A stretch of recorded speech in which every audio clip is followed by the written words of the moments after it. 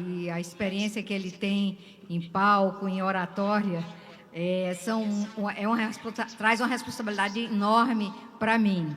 Mas, de qualquer maneira, antes de falar em nome dele, eu queria parabenizar vocês pelo esforço, Rômulo também, de trazer esse evento acontecer aqui no Ceará. É um evento, nós temos trabalhado, né, o Jorge já mencionou o encontro com a Irvana, e a ideia de trazer para cá, a Irvana sempre defende turismo e transição energética. Desde o começo ela falava sempre sobre isso. E também queria saudar minha colega Vilma Freire, assim, companheira de governo, sempre apoiadora. Acho que é importante mencionar essa parceria. No momento que nós estamos trabalhando tanto por transição, não só a transição energética, mas a também de comportamentos, principalmente em relação à equidade de gênero, eu acho que o nosso governador, quando formou o seu secretariado e propôs 50% de mulheres nesse secretariado, eu acho que foi pioneiro no Brasil. Ele, de uma certa forma, inovou em relação a isso. E essas parcerias com essas mulheres no secretariado têm ajudado muito o avanço do governador Elmano. Acho também importante mencionar e agradecer aqui a Federação das Indústrias, também, que tem sido um parceiro nos temas empresariais, principalmente industriais, aqui representado pelo amigo Carlos Prado. E queria mencionar também a minha valorosa equipe, Ludmila e Alberto. Acho importante mencionar o engajamento deles, porque é uma equipe pequena, mas que não nega fogo em nenhum minuto. Seja 5 horas da manhã, seja 11 horas da noite, mas está sempre junto. Obrigada a vocês. Mas, então, agora vamos à fala em nome do governador. Senhoras e senhores, é uma honra para o Estado do Ceará sediar a Cúpula Mundial sobre a Transição Energética.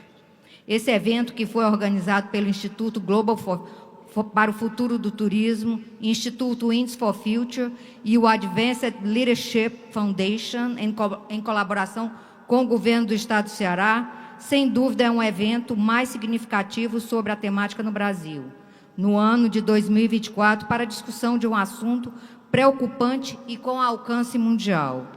Agradeço a todos envolvidos na organização desse evento, de projeção internacional, aos participantes que prestigiam com suas presenças e vieram de tão longe. Esse encontro reflete o reconhecimento do papel central que a região Nordeste do Brasil, com destaque o Ceará, exerce no cenário global de energias renováveis e de inovação sustentável. Esse momento é oportuno para discutirmos os desafios impostos pelas mudanças climáticas e as vastas oportunidades associadas a esse segmento. O Ceará tem sido pioneiro na transição energética. Acho que aqui também devo mencionar o doutor Jurandir, acho que ele aqui também deve estar presente, que também foi um grande estimulador do início de tudo que a gente está vivendo hoje. Teve um começo e já tem bastante tempo, e eu acho que é sempre bom lembrar as pessoas que participaram do começo, porque às vezes a gente encontra as obras já em andamento e tudo torna mais fácil. Parabéns, doutor Jurandir, principalmente sempre pela parceria e disponibilidade em relação ao governo do Estado. Bom, como eu estava dizendo, o Ceará tem sido pioneiro na transição energética, atuando como um verdadeiro polo de inovação e desenvolvimento sustentável. Nos últimos anos, nos consolidamos nossa posição como referência nacional e internacional na geração de energia limpa, especialmente das fontes eólicas e solar. Nosso abundante potencial natural, com vários recursos de vento e sol, tem sido maximizado por meio da tecnologia de ponta e investimentos estratégicos, fazendo o Ceará um celeiro atrativo para a produção de hidrogênio de baixa emissão de carbono.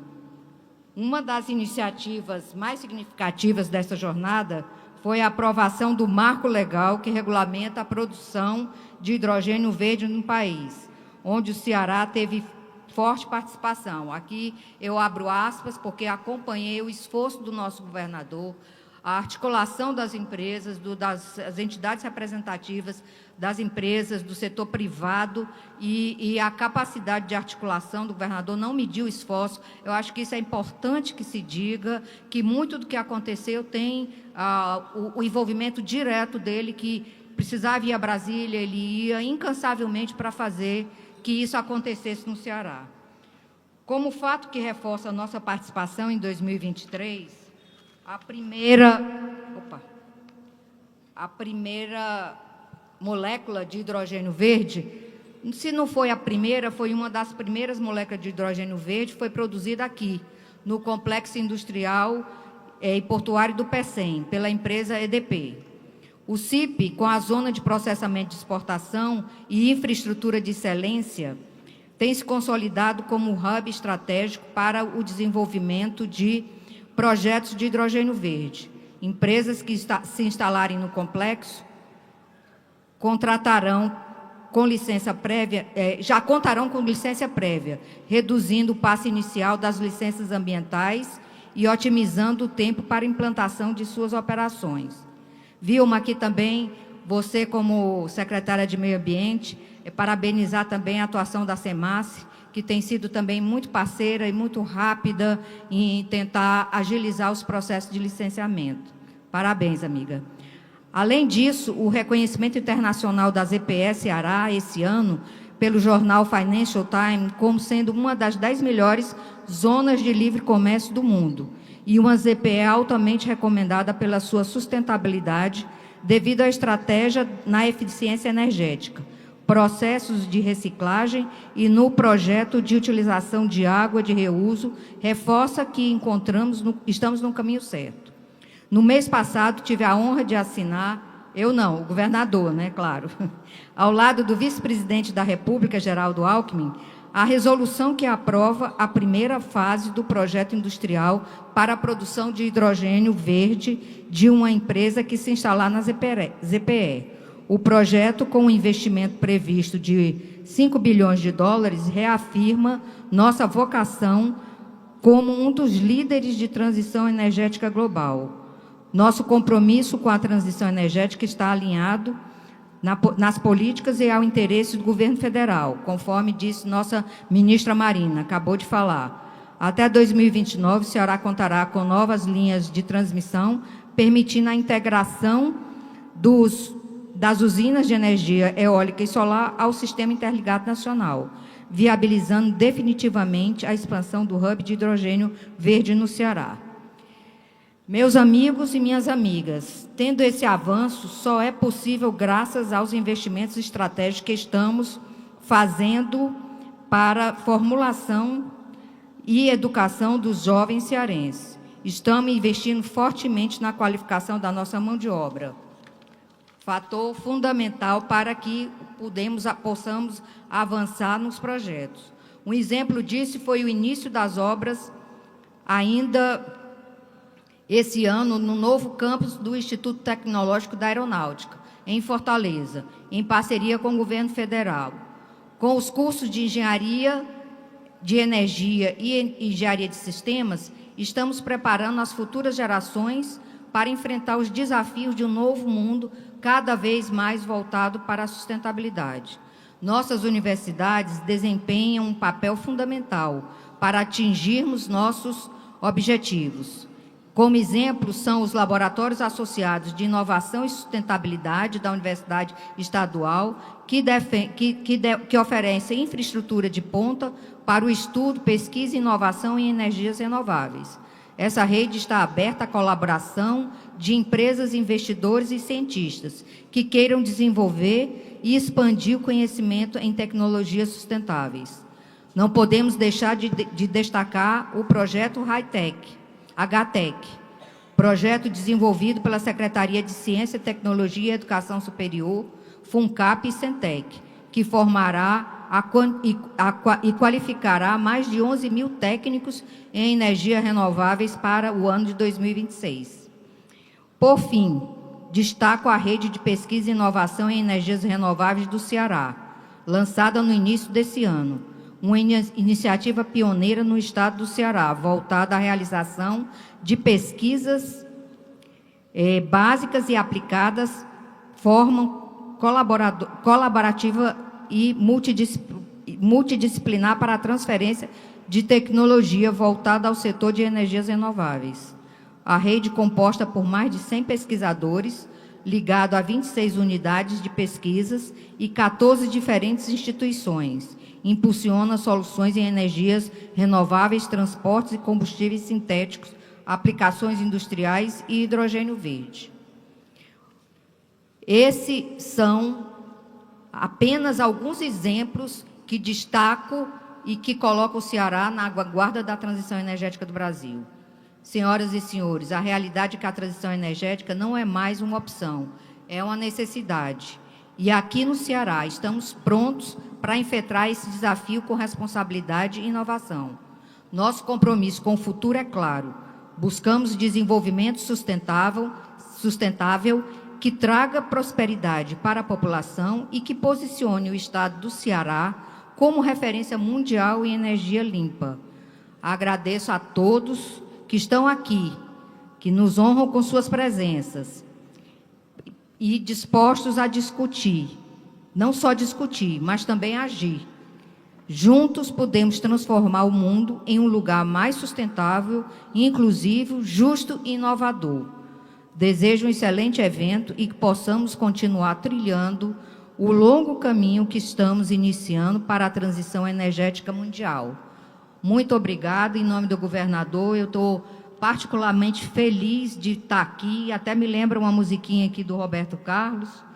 Quando eu estou aqui, vendo esse momento lindo e sabendo que nós vamos realmente transformar, vamos participar ativamente da transição energética, o Estado do Ceará, porque temos as parcerias estratégicas. O mais importante de tudo isso que o governador mencionou aqui, de suas realizações, são as parcerias estratégicas que o Ceará tem construído, porque, afinal de contas, é um momento assim, de muito risco, há necessidade de muito investimento, mas assim, o que é fundamental é que a gente possa estabelecer esses laços, viu, Jorge? Você é um entusiasta, como do Ceará, que tem apoiado muito, investido muito e acreditado muito no Ceará. Então, eu agradeço a todos que estão aqui, pela confiança em nome do governador, e vamos juntos fazer essa transição e ajudar a transformação da economia do Ceará. Muito obrigada.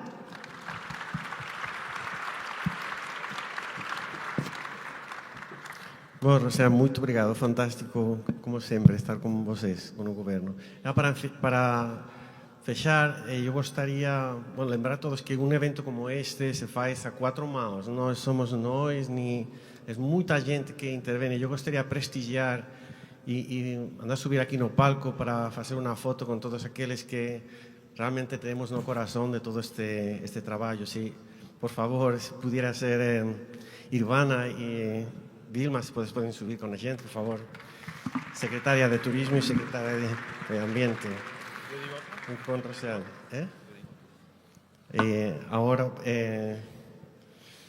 Ahora, la persona más importante, en realidad para mí, que no lo mencioné, pero que si puede subir Román Rodríguez, presidente del Consejo de Escuelas Ocurrentes y presidente de mi instituto también, Instituto del Futuro del Turismo, por favor.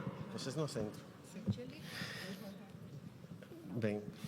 Gostaria que nuestros sponsors nos acompañaran porque ha sido imprescindible, ¿no? Por parte de Qair, gostaria que nos acompañaran Armando Abreu y Luis Blanchard, nuestro presidente mundial, lembrando que a Qair tiene investido ya no Estado 6.000 millones de reais, o sea que nos está ayudando mucho en esa transición. Y por supuesto, como no, a Quinto, que está aquí connosco, Hugo Chance, Quinto Energy, que es líder en Bahía en energías renovables. Si Hugo pudiera acompañarnos no palco, por favor. Por supuesto, también a Marcus Vinicius con Huawei, si puede acompañarnos también. Fantástico la colaboración que nos está haciendo con y realmente comprometidos con transición. Por parte de la FIEC, SENAI, pues si puede venir Carlos Prado, por favor. Y Vinicius Gibrail de ArrayTech, si es posible, o Array, ya no sé ni qué idioma falo. Como no, Rómulo Suárez, puede ser de Alburquerque Pinto, mi brazo derecho y amigo do alma. Si puede ser aquellos que me acompañaron en Nueva York, que, pues, Sergio Gabriel y Yurandir Picanso, por favor, gustaría mucho que se acompañara aquí. Si estuviera aquí igual, y también sería fantástico de FIEC, no sé si él está aquí. ¿Vale? Y estaré olvidando, es que siendo mucha gente, disculpa de corazón. Mas Luis Faro, si puedes subir con la gente también, por favor. Luis, por favor. Também se pode subir a secretária de Indústria, Brígida Liolia, por favor. Miola, desculpa. Brígida, desculpa.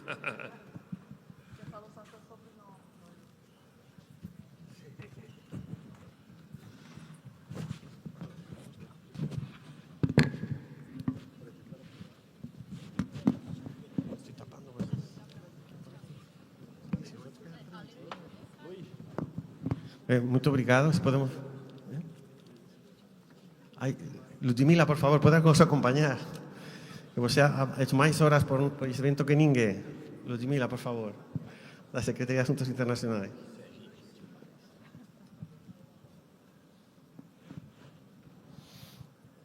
Y finalmente ya nuestro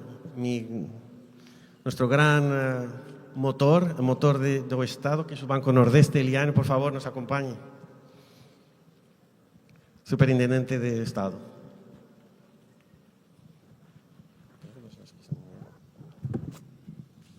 Muito obrigado, vamos a registrar una foto y muchas gracias. Ay, esqueci máis un. Janus, por favor, presidente de la Sociedad Consular. Si vos está aquí, por favor, rogaría mucho que nos acompañara.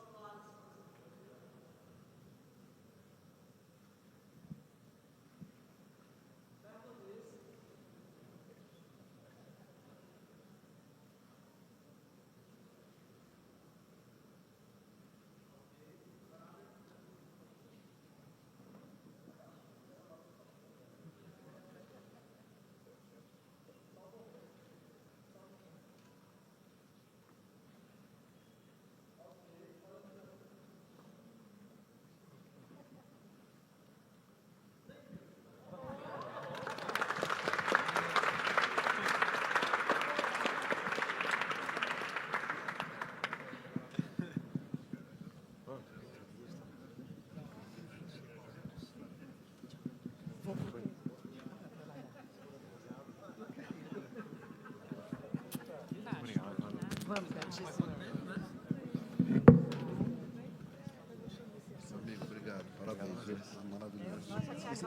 Não, esse momento.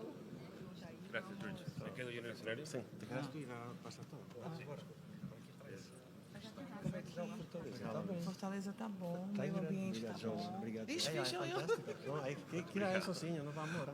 Bueno, thank you very much, everyone, and please take a seat. I would like to call on stage Ms. Congresswoman Linda Sanchez from the state of California to join us on stage.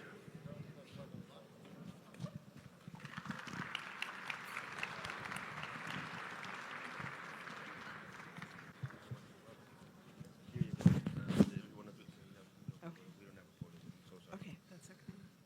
They let us speech on Yes. thing, but I don't know if they have somebody who can Yeah. run it. Yes.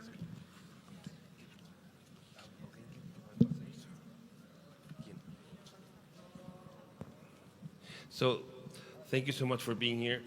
Congresswoman Sanchez, she will give us a keynote speech about the global future of energy, the challenges and opportunities in the U.S., what has the U.S. done in the past 4 years and in the past for energy transition, and what are the key challenges in the future with the new administration upcoming.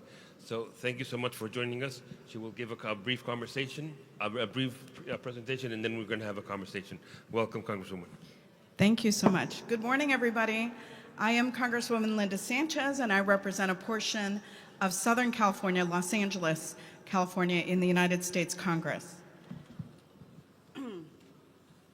It's a privilege to be with you here this morning to discuss crucial issues of U.S. energy policy and its impact on Latin America's economic future. As we all know,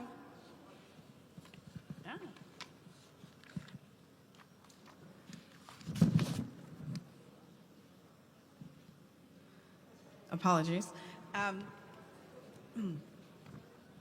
As we all know, energy is the lifeblood of any economy.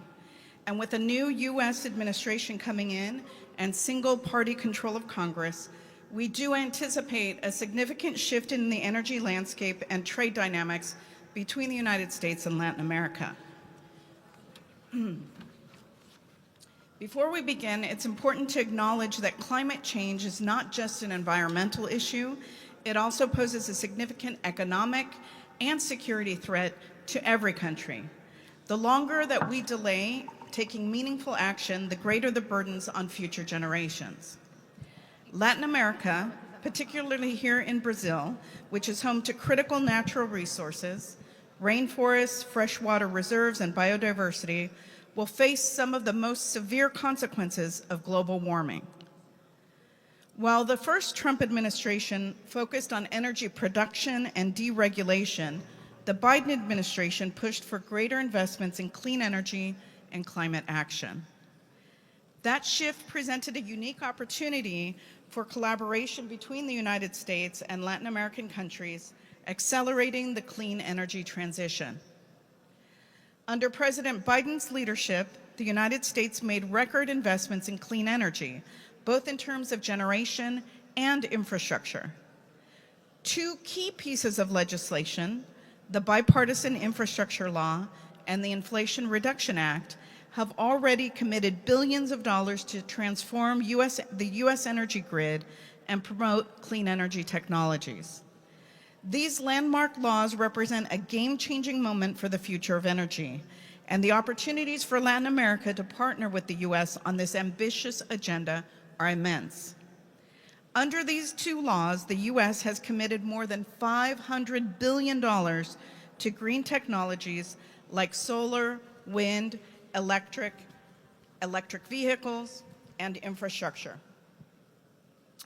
including battery storage, for both production and for the end consumer. This has created opportunities for Latin American nations to collaborate with the U.S. on clean energy production and technology sharing. Some of the key provisions under these two laws include clean power production credits.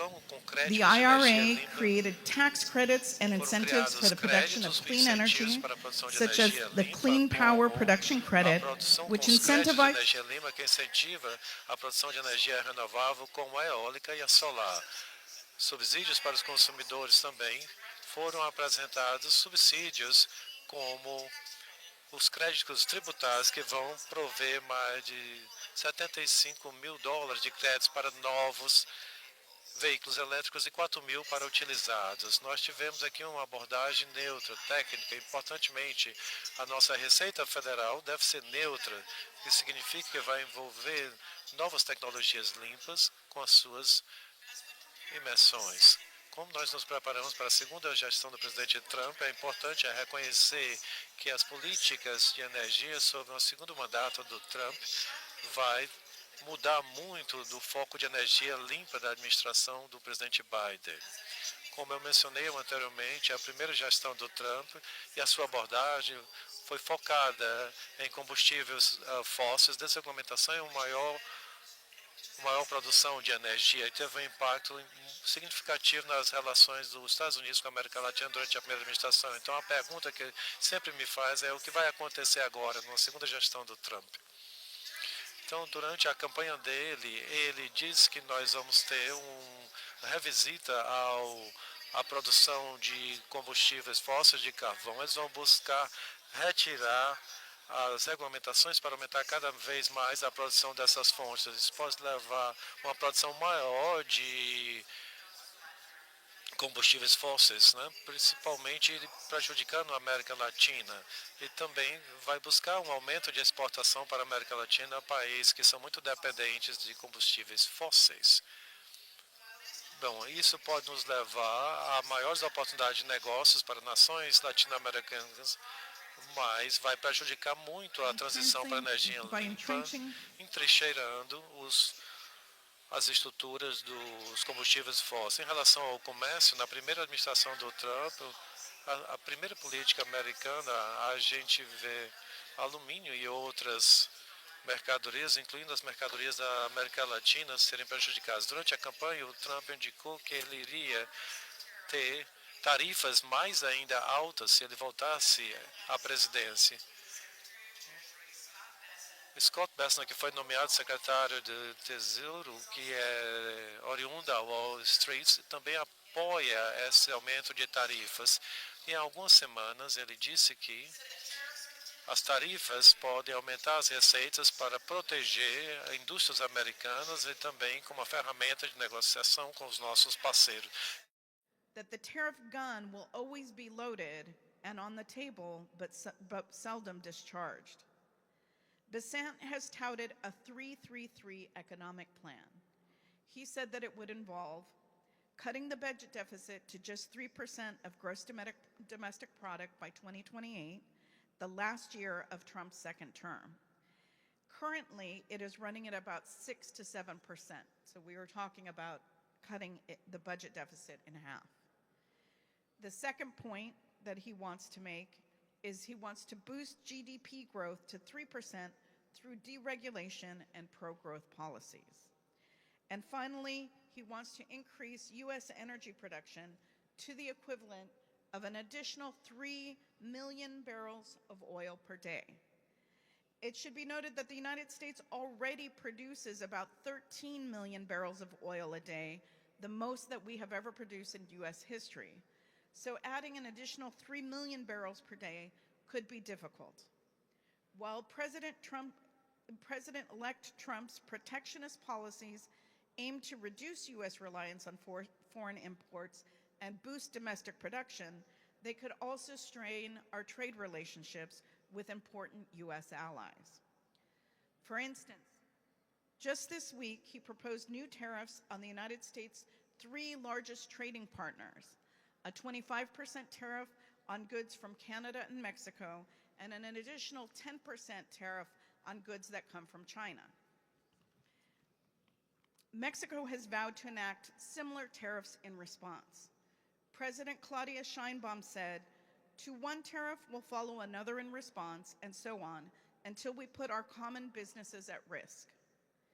In contrast, Canadian Prime Minister Trudeau said he will meet with the officials in Ottawa, but that his country is prepared to work with the United States in constructive ways. If enacted, tariffs on Canada and Mexico could violate the U.S.-Canada-Mexico trade agreement. And I find this particularly interesting given that the USMCA, the trade agreement between the United States, Canada, and Mexico, was one of President-elect Trump's signature accomplishments in his first term. That agreement is set to be renewed in 2026, and the negotiations are expected to begin next year.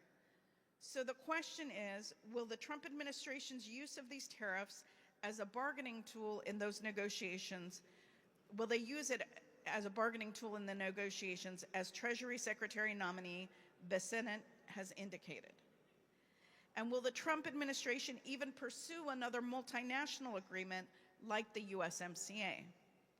Unlike President Biden, who favors multilateral agreements, including the Indo-Pacific Trade Agreement that his administration was pursuing, President Trump is skeptical of them. In fact, I would expect the incoming administration to pursue few multilateral trade agreements, whether that's or multilateral agreements, period, whether that's trade, international security, or climate change. President-elect Trump generally opposes these types of agreements, preferring instead to try to negotiate bilateral agreements by negotiating one-on-one with other nations. For example, under Trump's first presidential term, The U.S. withdrew from the Paris Agreement because of the unfair economic burden he believed that it placed on American businesses. While climate agreements are likely off the table, his America First agenda could still support certain clean energy technologies within the United States, such as wind and solar. Thanks to the Democrats' Inflation Reduction Act, many of the U.S. investments are occurring in Republican-controlled districts, and as their members of Congress are likely to seek to maintain those investments and the jobs that they support under the new administration. I will note that many states that are run by Democratic governors will also step in to fill the void created by the federal government. For example, consumers right now can receive a $7,500 tax rebate for purchasing an electric vehicle. President Trump has indicated that he wants to end that program. However, California's Governor Newsom said this week that he will push for the state to enact the incentive instead if it is taken away at the federal level. California is the largest state by population and has the most electric vehicle sales. So it will be a meaningful step forward and toward encouraging more consumers to purchase an electric vehicle, not just as impactful as it would be at the federal level. Latin America's growing renewable energy resources paired with U.S. expertise in battery storage and smart grids could enhance both grid reliability and resilience across the nation. The shift to the clean energy economy presents enormous opportunities for job creation, particularly in solar, wind, electric vehicles, and battery storage sectors. Latin American nations can collaborate with U.S. companies to train workers, establish joint ventures, and create union jobs that are the key to the green transition. The U.S. has also made significant investments in electric vehicle infrastructure and their incentives. Latin American nations can take advantage of this by expanding electric vehicle infrastructure and securing access to U.S. energy technologies such as lithium, cobalt, smelt, and copper. With China currently controlling much of the mining and processing of these minerals, the U.S. may push for greater access to these resources.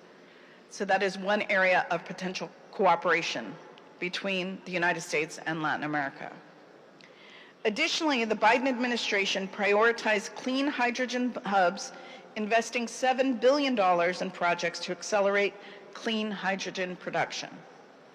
Even with the Trump administration push for more fossil fuels, there could still be opportunities for Latin American countries to engage with the U.S. in hydrogen production. There are also opportunities for collaboration on energy storage and smart grid technology.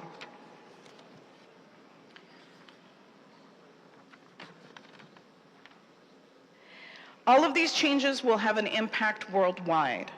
For Latin American countries, there are several challenges to navigating the potential policy shift under the Trump administration.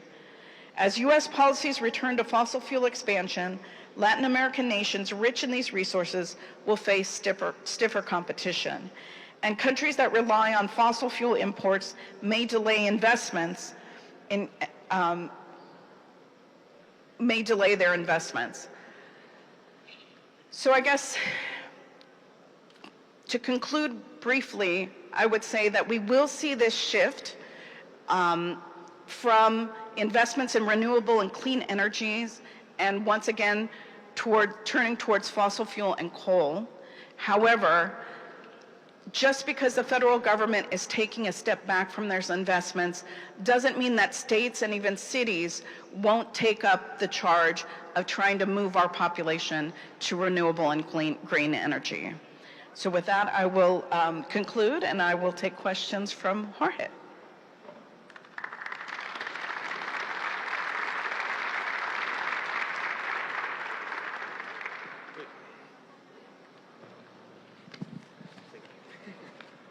Thank you so much.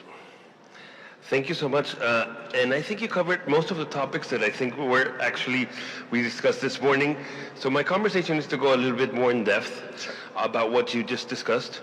And for example, Given all the regulations that the drawbacks and regulations for President Trump, how do you, in the role of the U.S. government, how much do you think that the private sector could fill those gaps? Yeah, I think that's a really great question, because with government taking a step back from those investments, I think it is going to increasingly need to be the private sector that steps in to innovate and to create partnerships where we can begin moving the country towards clean and renewable energy. One of the things that probably a lot of people don't know, but you come from probably the most innovative, industrious state, not only in the U.S., but in the world. Yes, and we would be the 5th largest economy in the world if we were our own country. Your own country. And not only about the largest company, it's about innovation, it's about all the different things that happen in California, which are amazing. Which areas do you think are the most challenging to address the energy transition problem that we are having in the next few years or in the next few decades? So I would say affordability is still foremost in consumers' minds, even with the tax credits, for example, for the purchase of an electric vehicle. Because of the high cost of living in the state of California, for many families, even if they wanted to make those investments, it's difficult for them. So we are waiting to see if, as production increases, if the cost per vehicle drops, then I think that would be a further incentive to help middle-class families move towards renewable energy.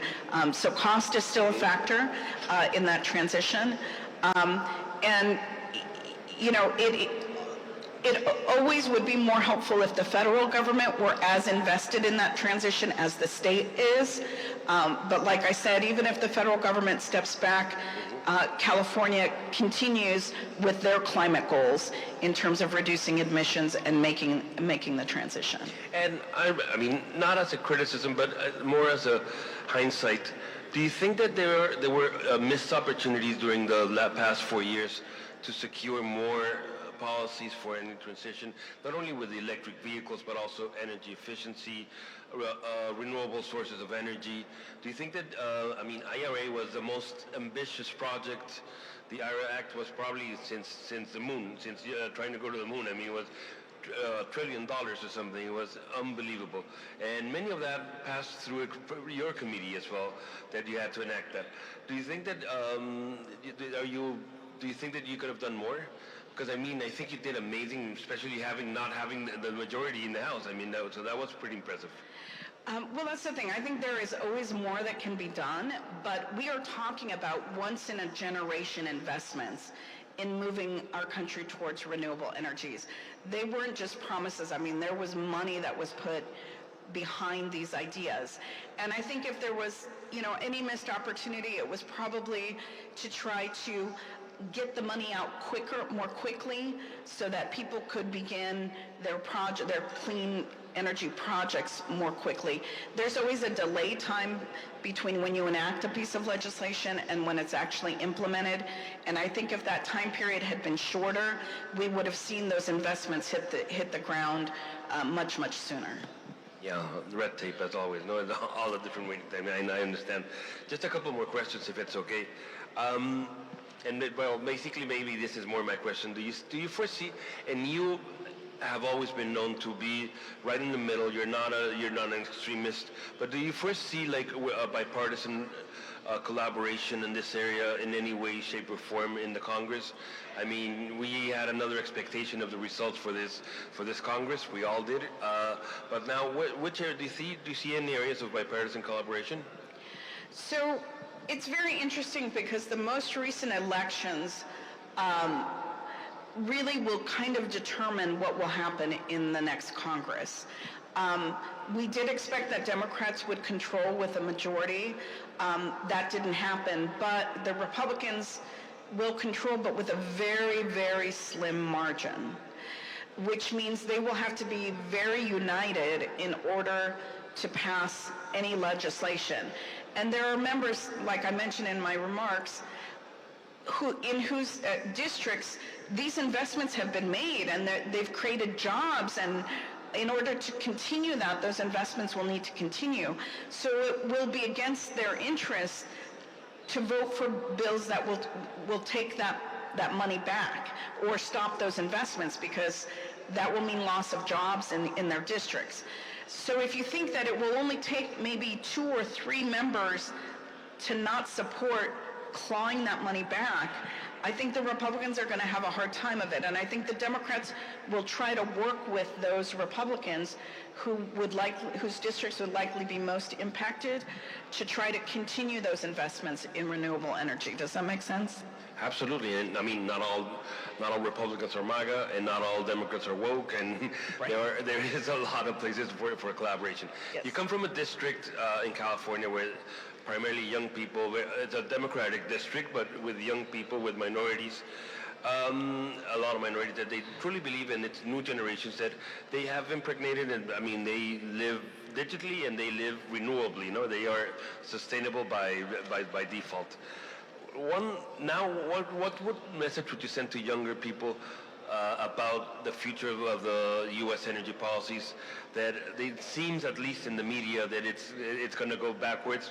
We know it's not, but I mean, people are not excited anymore about this happening. What would you say to your voters or to younger people about this? Yeah, I'm always very heartened about the future of our environment, because for younger voters, it is one of the most important issues that they think about. The problem is that they're not single-issue voters, so they don't just vote based on a candidate's environmental policies. If they were single-issue voters, I think that clean and renewable energy would get far more attention. So while it's topmost as a priority for them, it's not how they vote.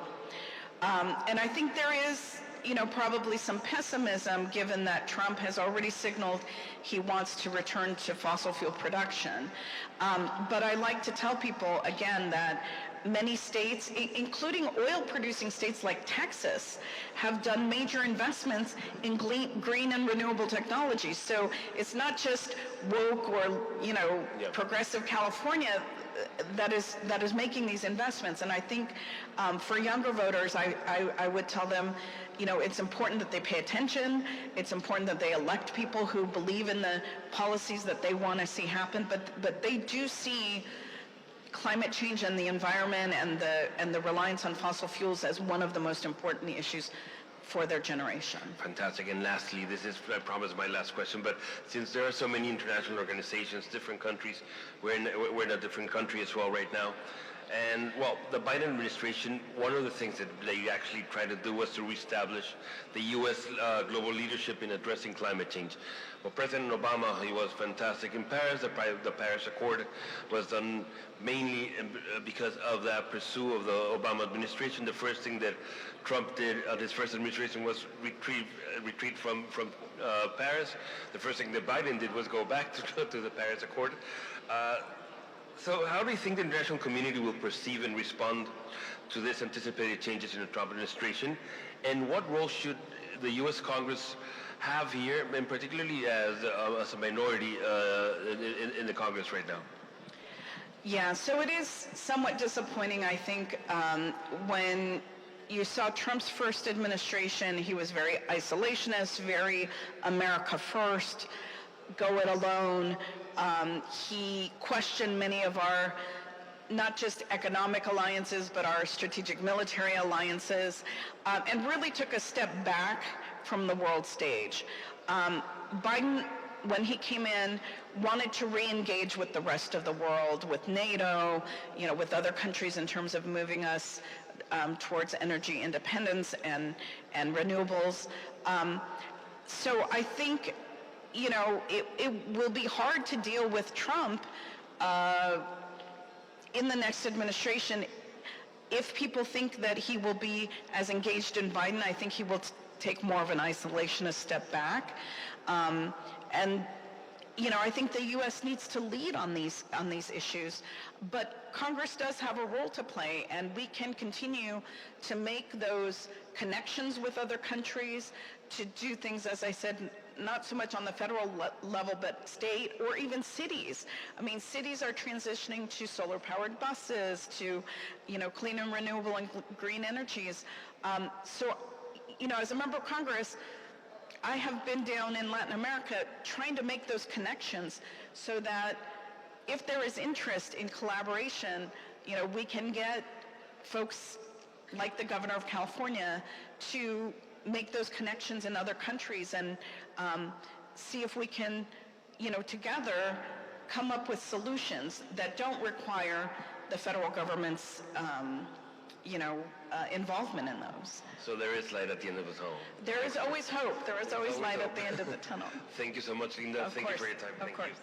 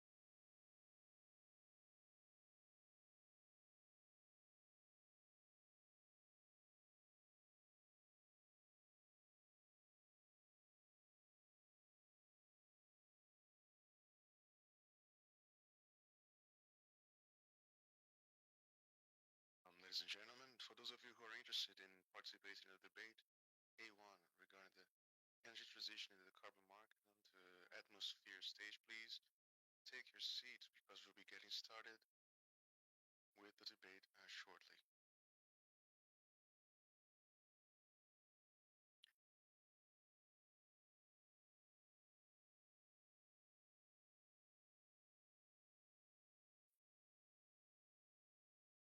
For those interested in the debate A1, energy transition and the carbon market, which is going to happen in the atmosphere stage, please take your seats. We'll have as debaters Lourdes de Alcântara Machado, Executive Manager of ACX Brazil, Robert Gavin, CEO of the RGB Corporate, Breno Figueiredo, who is co-founder of Dextron Technologies, and as a moderator, we'll have Joaquim Rolim from the Federation of the Industries of the State of Ceará.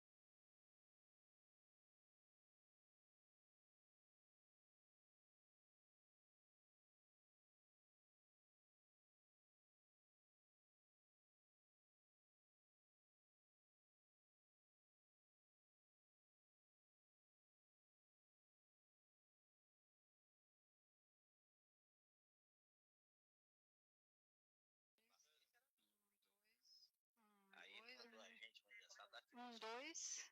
Agora deu. Deu. Pronto. 12. 39. Gente, Ele fez o centro. alô, alô? Não, eu tô no 31. Olá? Olá, olá, olá. 31 é outro. Alô? Agora deu. 31. Deu certo? Marcelo, doutor Jean Paul, Ele tá... Jonas, 31. Opa, 32 apagou. Alô, alô? 39. Canal 39.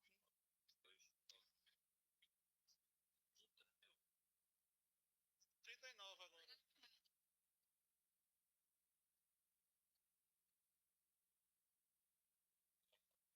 Oi, testando. Hello, 1, 2, 1, 2, testing. Test the English channel, interpretation. Agora que começou a funcionar. Testando o canal de inglês aqui para interpretação simultânea. Teste 1, 2, 1, 2, testando.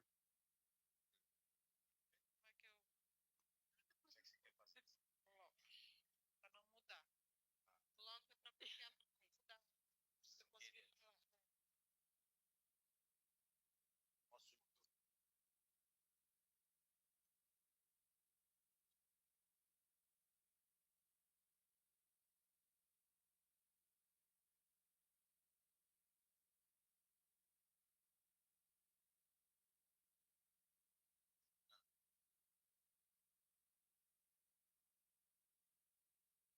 segura aqui só para me arrumar, ficar bem bonito. Alô, alô?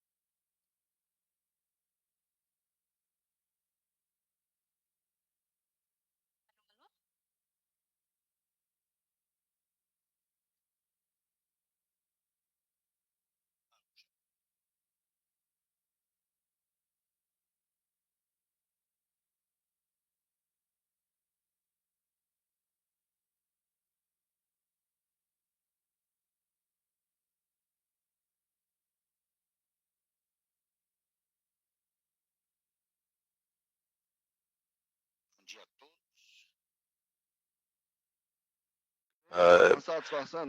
For speakers, greeting everyone with great satisfaction.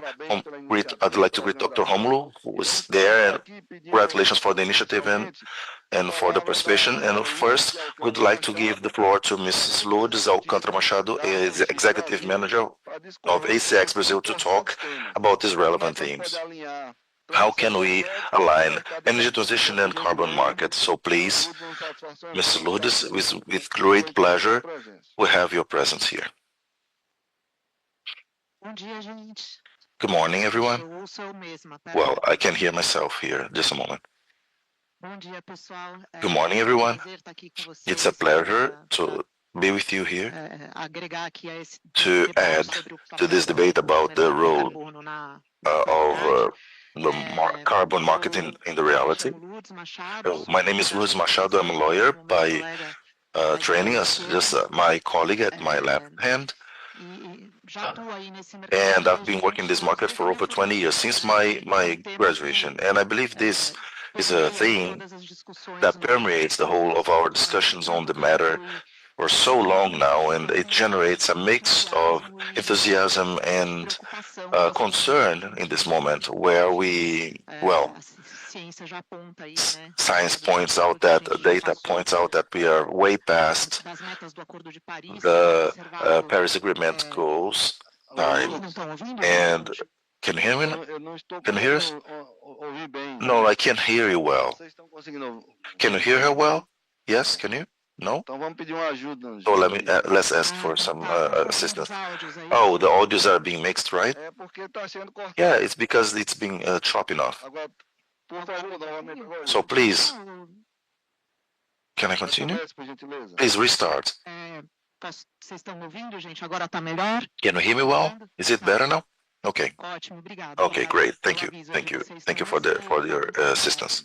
Otherwise, I'll keep speaking. Bom, enfim, retomando, né? Well, so going back, I was saying that about this moment. No, wait. Sorry.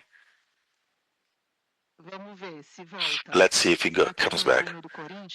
Should I sing a soccer hymn of Corinthians here? I think it's not going to be good in Ceará, right? Oh, is it better now? Okay, good. Então, Right. falando pouco So, do que eu estava comentando antes, coming back to what I was talking about before, about this moment which brings us concern uma certa, vamos dizer assim, and let's say a bit of deception about the results that are recently off from Baku, talking a bit about transition, my trajectory as a lawyer, following up this theme for over 20 years now. And recently, I had this career change, and I joined ACX Brazil. And ACX is a carbon stock established in Singapore. Can you hear me? Lourdes, please. Let's try this one here. Let's try this one. Alô? Hello? Se for aqui, melhora? If it's here, it gets better? Boa. Okay, cool. No, let me just remove this one. Fica falando comigo mesmo. Please keep talking to myself. Third time, let's see. Yeah, Enfim, third time, let's see how it goes. falando pouco sobre a SESI. So, talking a bit about ACX. ACX is a carbon stock. Foi estabelecido inicialmente It's been established initially in Singapore, depois se expandiu suas and then it's expanded its operation to Abu Dhabi, and recently, a little over a year, we established a partnership here in Brazil to seeking integration from the carbon credit integration platform or integration already existing in the carbon credit registry system that was created in Brazil in attendance to a specific resolution that obliged the investment funds in Brazil to register their carbon credit in an environment which was regulated by CVM. So based on this initiative, ACX started to operate here in Brazil and do purchase and sale transactions of carbon. And I've been working with them over this last year.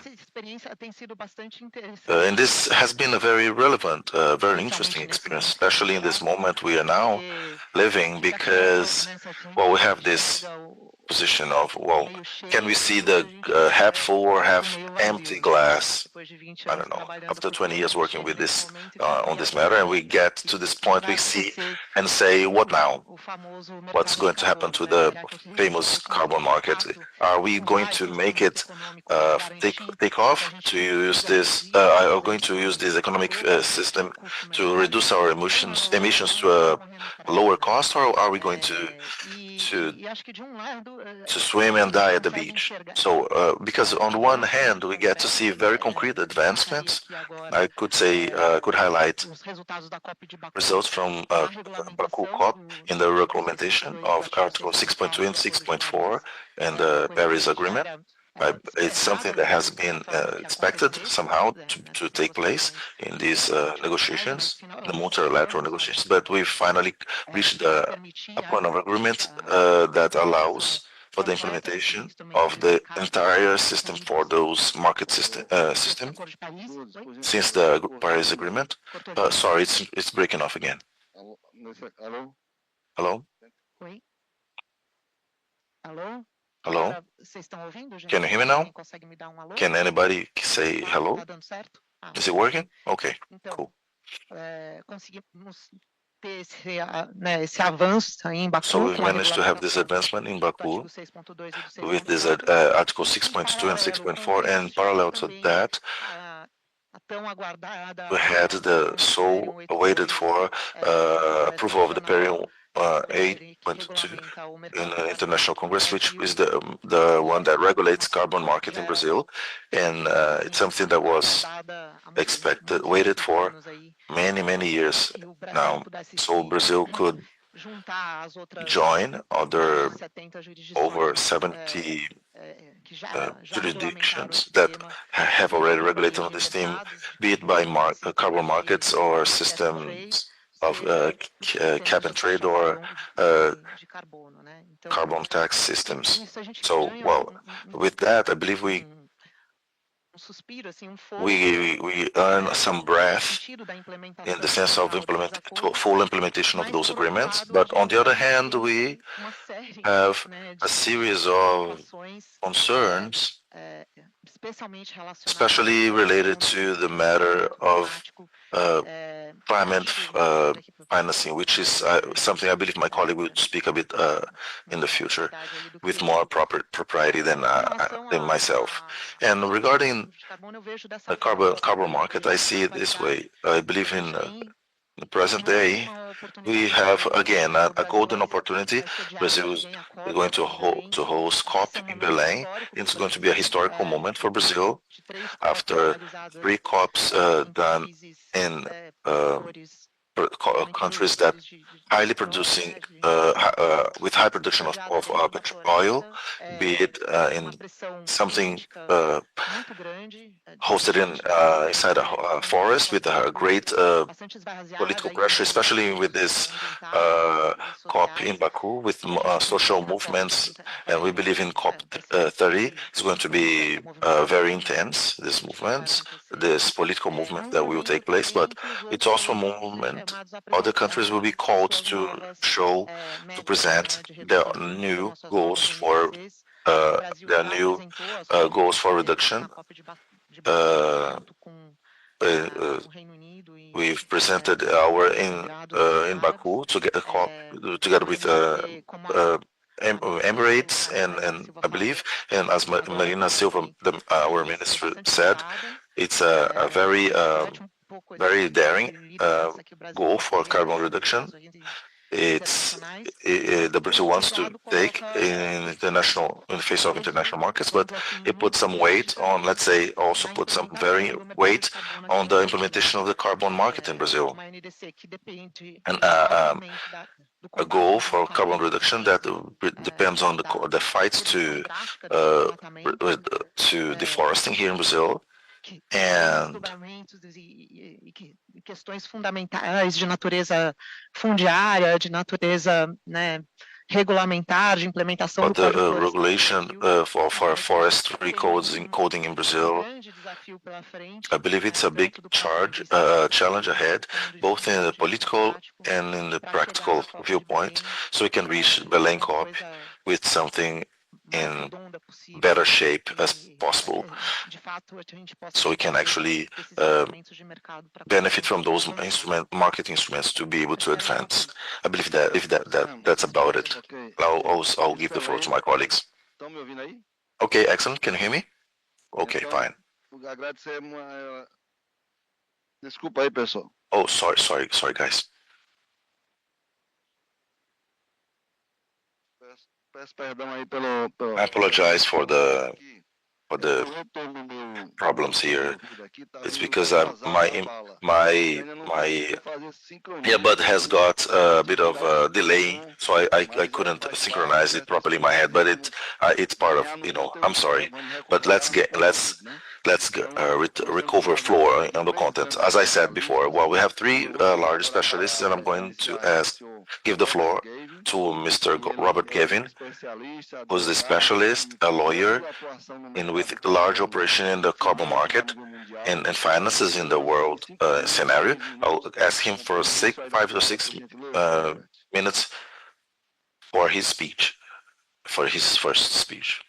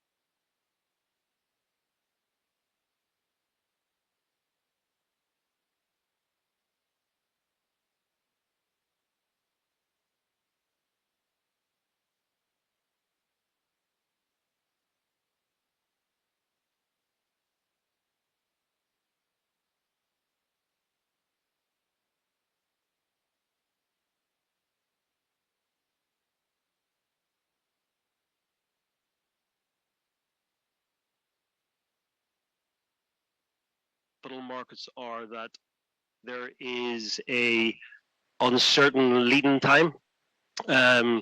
When the capital is deployed, you may not get a return. The return may come in year 2 or year 3. For a lot of private equity funds, that's insufficient.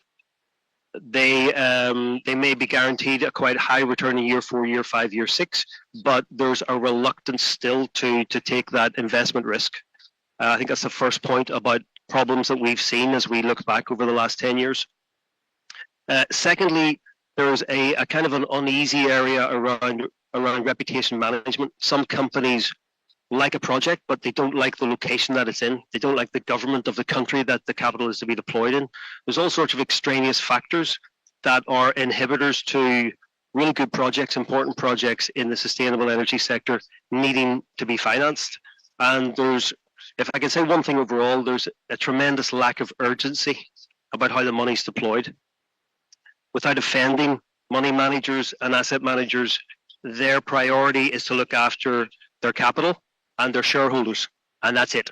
They generally speaking they're not invested in mind and heart and soul into energy projects. In my experience, they see it as a pension fund that are told by the owner of the fund, you must now deploy 7% of your capital into ESG projects, and they're astonished. How do I do that? How do I do that so quickly? So those are really practical inhibitors to capital flow into sustainable projects. The other obvious point when we talk about the hydrocarbon producers and the criticism of them COP after COP, although I was at COP 28 in Dubai, and I find it quite interesting that there was quite a significant participation from hydrocarbon producers because of the location. And I personally don't like the ideological division between the sustainable sector kind of holding its nose when it talks about hydrocarbon producers, especially when you think very practically, a lot of the infrastructure that we need to accelerate in sustainable projects comes from the hydrocarbon sector. All of the plastics in all of the projects come from the hydrocarbon sector that we're castigating. So I think we need to be much more grown up and mature about how we speak to different aspects of the energy sector. And I think if we do that, then we can bring some of the more hardline producers on a journey. And I think we're all on the journey. In my career, I was a non-executive director in an oil and gas company. I was, God forbid for saying it, I had shares in a coal company years ago. So, we kind of live and we learn, and we see what the world's needs are as we go on our own educational arc. And as that's true personally, it's true in terms of how we will work more efficiently around if there are two sides in the story, it has to be the needs of the scale projects and the capital needs. And I'm so honored and grateful to be here. I think it's a wonderful idea. I love the way this conference is called Energy Transition. I think that's super important because it is a process, it's a journey, as I'm trying to repeat in this bit of what I'm saying. So maybe what we should think about then is just some of the highline numbers. The International Economic Agency or Energy Agency says that roughly in 2022-2023, 1.3 trillion was invested into sustainable energy, which sounds like a big number, and it is a big number. But doing the kind of global sums, the number should be 4 trillion. So we're 2.7 trillion short last year or the year before. You can already see that impacting the political class when they go out and defend what's your country doing at kind of COP29 level, because 2050 net zero starts to sound a little bit complicated, doesn't it, if you're already suffering such a capital shortfall. And then you get position taking. Then you get countries and companies trying to explain why this year they weren't able to hit their targets. But mostly it's not because there isn't political will. I think there is. And I think since we've seen this in the Biden administration, you can even see the big Wall Street banks that were always guilty of greenwashing, or at least the allegation was that they were simply in it for reputational reasons beyond actually caring about the sustainable energy market, whereas now they're quite strict rules on no further investment into fossil fuels. And if a bank makes that decision, it's not because they kind of want to, because it could still be profitable. It's because they believe that it's the right thing to do to protect their image and their reputation. And I think that's good, the pressure that's been put on those big banks and big global corporations as well. But it's not sufficient. So the different types of funds out there, the green investment funds, I don't need to repeat it all, we all know they're there, green bonds, public-private partnerships, it all sounds good and you get kind of excited about it. But if this is the first year of this Energy Transition Conference, imagine in year 3 where we could be if today what we decide to do was something new on the capital side. So if I have one big idea to share with you, it's this. I think that we should, all of us here, become advocates for a single global green fund, a GGF, and a global green fund that can have subordinate players who are already achieving the 1.3 trillion, right? You know, continue on that journey. But also, we can then target in a more meaningful way the 2.7 trillion shortfall. Why that's a shortfall, who's not doing enough, and also try and be focused on the fact that it will be truly a global fund. So I don't want to hear arguments about colonialism. I don't want to hear discussions about emerging economies or global north or global south, or even political interplay inside countries about the last administration did this and we want to do that. I don't think we have time for that. I think we need to be very laser focused, and I think we need to be very clear-sighted and high-minded and look at this from a top-down result. Because if there was, and it's not because there's lack of capital, I mean, there's more capital in the world than 4 trillion a year. It can easily be deployed. One asset manager that I'm thinking of at the moment has $20 trillion under management, one. And there's several of those. The top 10 of those, if they contributed less than 10%, we would be well over 4 trillion. So, you know, we know where the capital is. We know who holds the capital. Generally speaking, they're not nation states. Generally speaking, they are not even banks. Generally speaking, they are asset managers and funds that are not even well regulated. There's not a lot of transparency about their holdings, but we know enough to know that there's a very significant amount of capital there. So they're beneficiaries of the hydrocarbon sector in the past, and they should be active participants in the sustainable energy future. And if we were able to put that into place, then I think we could see within, like, let's say year 3 of this conference, that would be 12 trillion deployed, and that could be deployed into what you will hear the hydrocarbon sector complain about: lack of infrastructure, lack of transmission lines. We're already spending on R&D. We are in the carbon credit world. We are paying our way. So, I mean, I think that the carbon credit sector has been excellent in terms of raising awareness, and I think it's 815 million this year. It's projected to grow to 2 trillion as a market. I personally think that a lot of that money could be better spent if it was focused not on the sense of an exchange of an interplay of carbon credits, but more directed on, as I say, my mantra today is that we need to accelerate how international capital deploys itself into sustainable energy projects. And it should be in the most efficient way possible, in the fastest way possible, with the least regulatory oversight possible.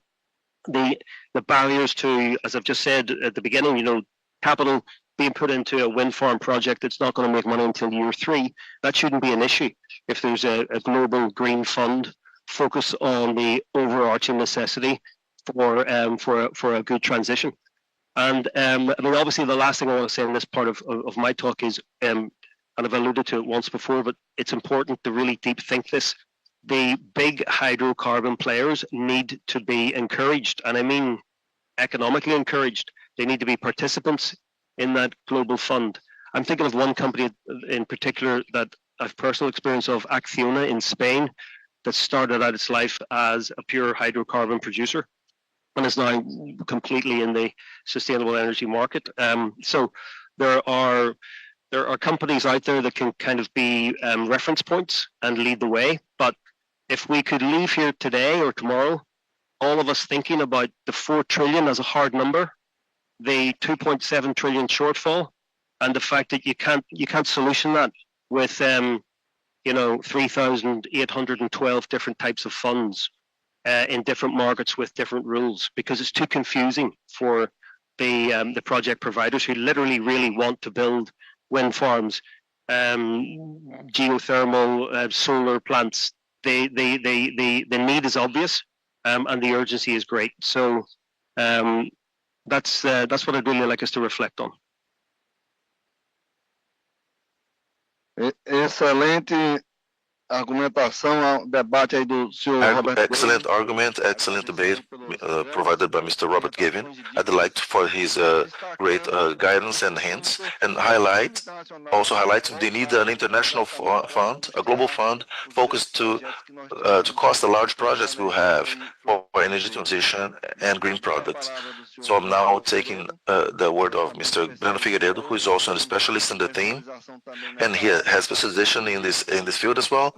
Also, he knows renewable energy theme very well. And here in Northeast, we have a financial source of this theme, and also the Caatinga biome, which is great in opportunities and great challenges, but also great opportunities. So, Mr. Breno, please talk about these systems.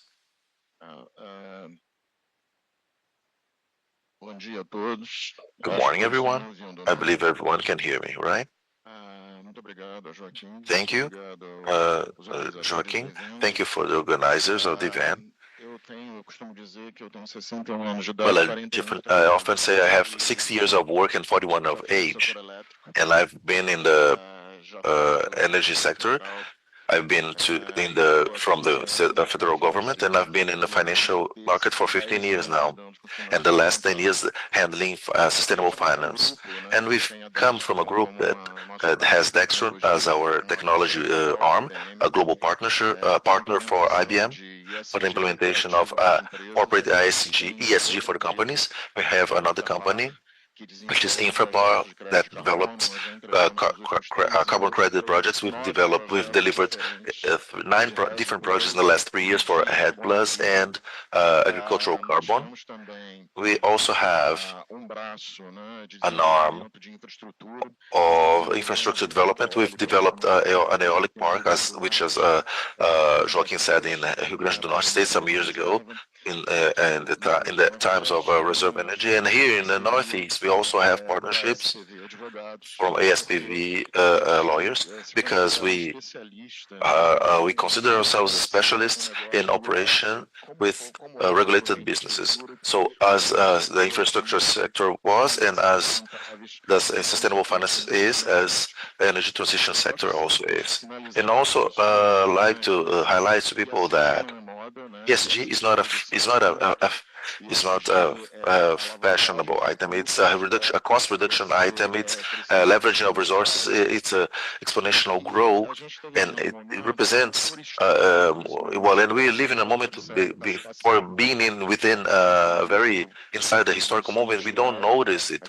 And if we look at we lived into the industrial revolution. We've lived the transition from slavery, and in every moment we've overcome this movement with technical progress and capital. And this is what we've been doing since ECHO 92.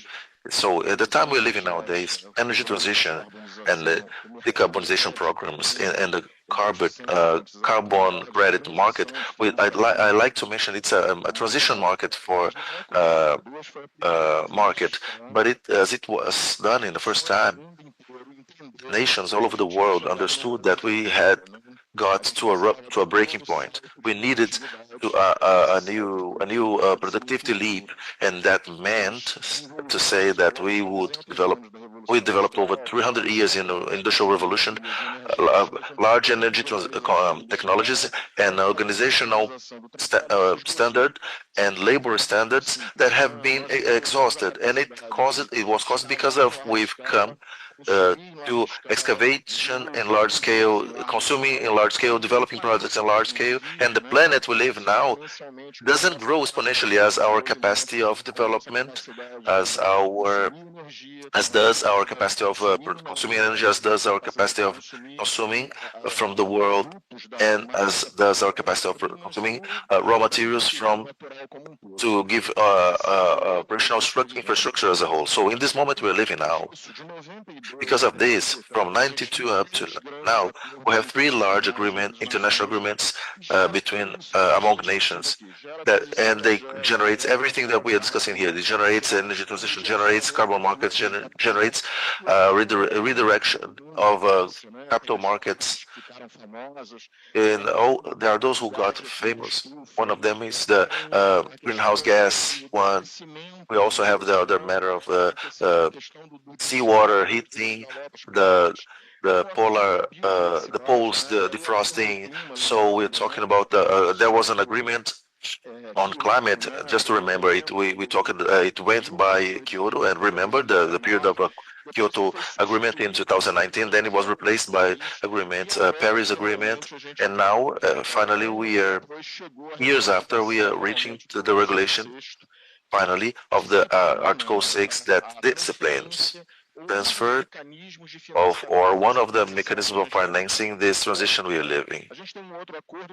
And we have another agreement, which is the biodiversity agreement, which less spoken, but it's now coming to be highlighted. And it started from Nagoya, then went through Canada, and we began having the first negotiation on biodiversity and biodiversity credits. And now we also have another sadly forgotten agreement, which is the desertification agreement. We've lost 20% of the drinking water in the planet, and this week was released another study that says the rotational axis of the Earth has changed 0.8 centimeters because of the dislocation of water on the soil. And the reason we are all together here, as we were in the COPs, as we were in Cali in Colombia, as we were in Baku as well.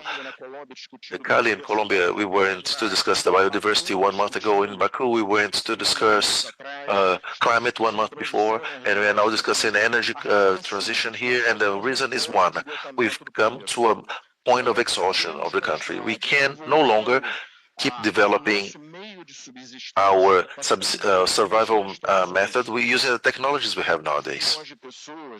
How many billions of people at the time of the Industrial Revolution we had to choose between the steam moved train and the carriages? We managed to do that using the planet reserves, but with 8 billion people, we can't do that. I mean, the planet doesn't take it. So, and it started showing some signs of stress. The first, greenhouse gas, global heating, and it's the most known. And we like to mention that we've hired, we had 1.5 extra degree for the 16 months of change if compared to the Industrial Revolution periods. And it's we lost in 16 months the 1.5 which we should be pursuing up to 2030. We already have NOAA's, NASA's, the international confirmation that the nucleus of the country is the acceleration, the seas are heating, and the solar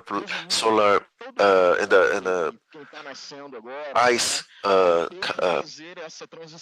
is defrosting. So it means everybody here needs to undergo that transition. So as I was talking in my past, I started my career. Now I'm going to end it as an econometrist, climate economist. We are going to be able to overcome and reinvent ourselves once again with this, with technical progress and with capital. That's what we are doing. That's what we are going to do.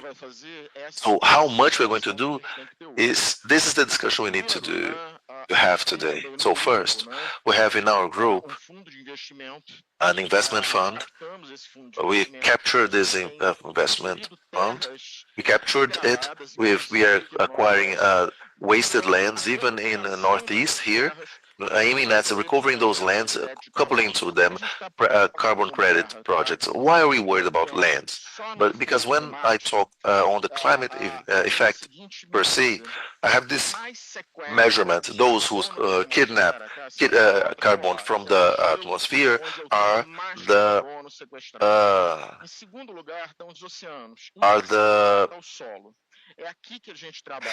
are the polar ice caps, and then second one is the seas, and the third we have lands. And in Brazil we have the tropical forests, and our ministry, it's not, and as according to our minister says, opposed to what our minister says, forest is not a large issue we have on Earth in terms of heating. 1/3 is the change of our industrial pattern. We can't produce cement the way we are used to produce. We can't have siderurgy the way we used to have. We can't have metallurgy the way we used to.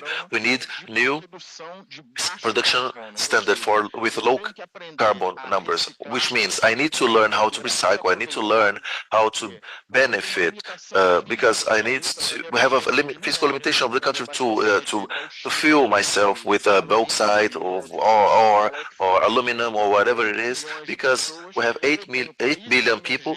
I have emerging countries that were not part of our consumer market, and they're now in there, and we are now aiming at 2032, 35 to 13 billion people on the earth. So 1/3 of the problem is a change in the industrial patterns we are doing. Learn how to do it means learning how we are doing things for our survival using new materials. The second part of the issue is that, which is 1/3 of the problem, it's connected to our energy standard. I need to change how I use energy before any other thing. And that I say, those who will be in charge and who will be in charge of the energy transition of the country are the large oil producers, because if they don't change the business model and they don't reinvent themselves, we are not going to do any energy transition, and everybody's going to pay for it. The largest example today is Petrobras, our Petrobras company, strategic positioning. So they said, I'm going to keep exploring oil, and I'm going to replace little by little oil by hydrogen with energy. They can do that. We have a problem which nobody talks about. Oil is not only fuel. Everybody who's sitting here is sitting down on oil, and my glasses are oil done. If you had any pill in the morning, pharma industry, the whole pharma industry is based on oil. If you are independent, if you get in your car or not, if the floor you come has oil, the seat where you are is oil based, your contact lenses are oil, your teeth caps are oil. So world is based on 2 P's, petroleum, which is oil, and proteins. It has connected to our energy transition and climate change. What is this problem? It's the production of food. And unfortunately, or fortunately, we've learned to produce food in large scale, especially proteins, in such a way that the greenhouse gas production in agriculture tends to be high given our cultivation methods. So we've been investing in in wastelands, but just to remind, Brazil may have around 80 million hectares of the wastelands.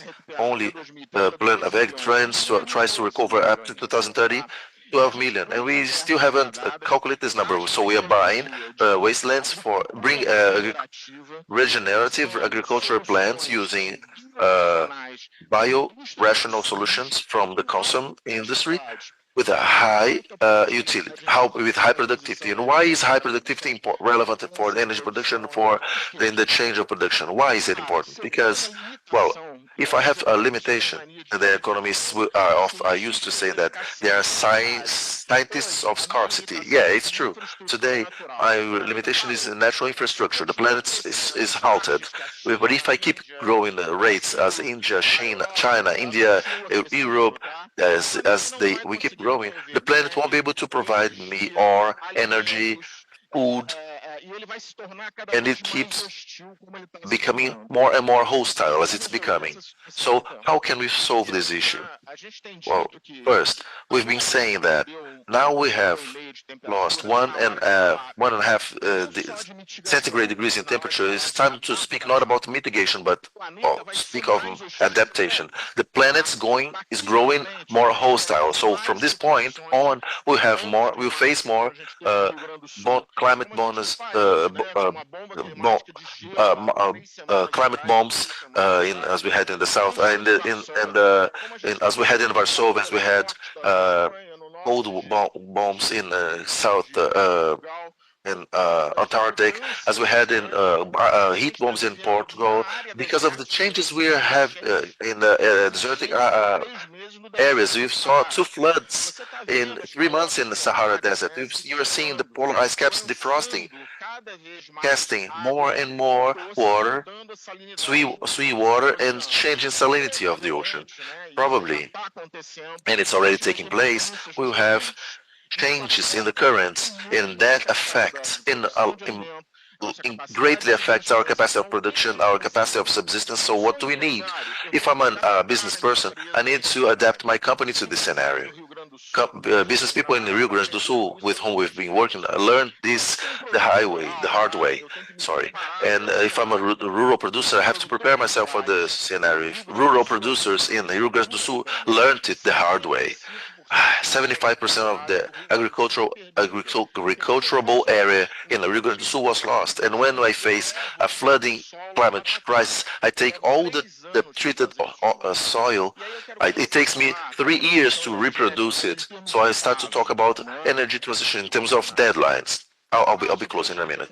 So deadlines for us are relevant, are fundamental. So we're taking 5 to 8 years to regulate the carbon credit market. We are working with a reforesting program. We are doing it with foreign money. It takes us around 10 years to bring back this investment.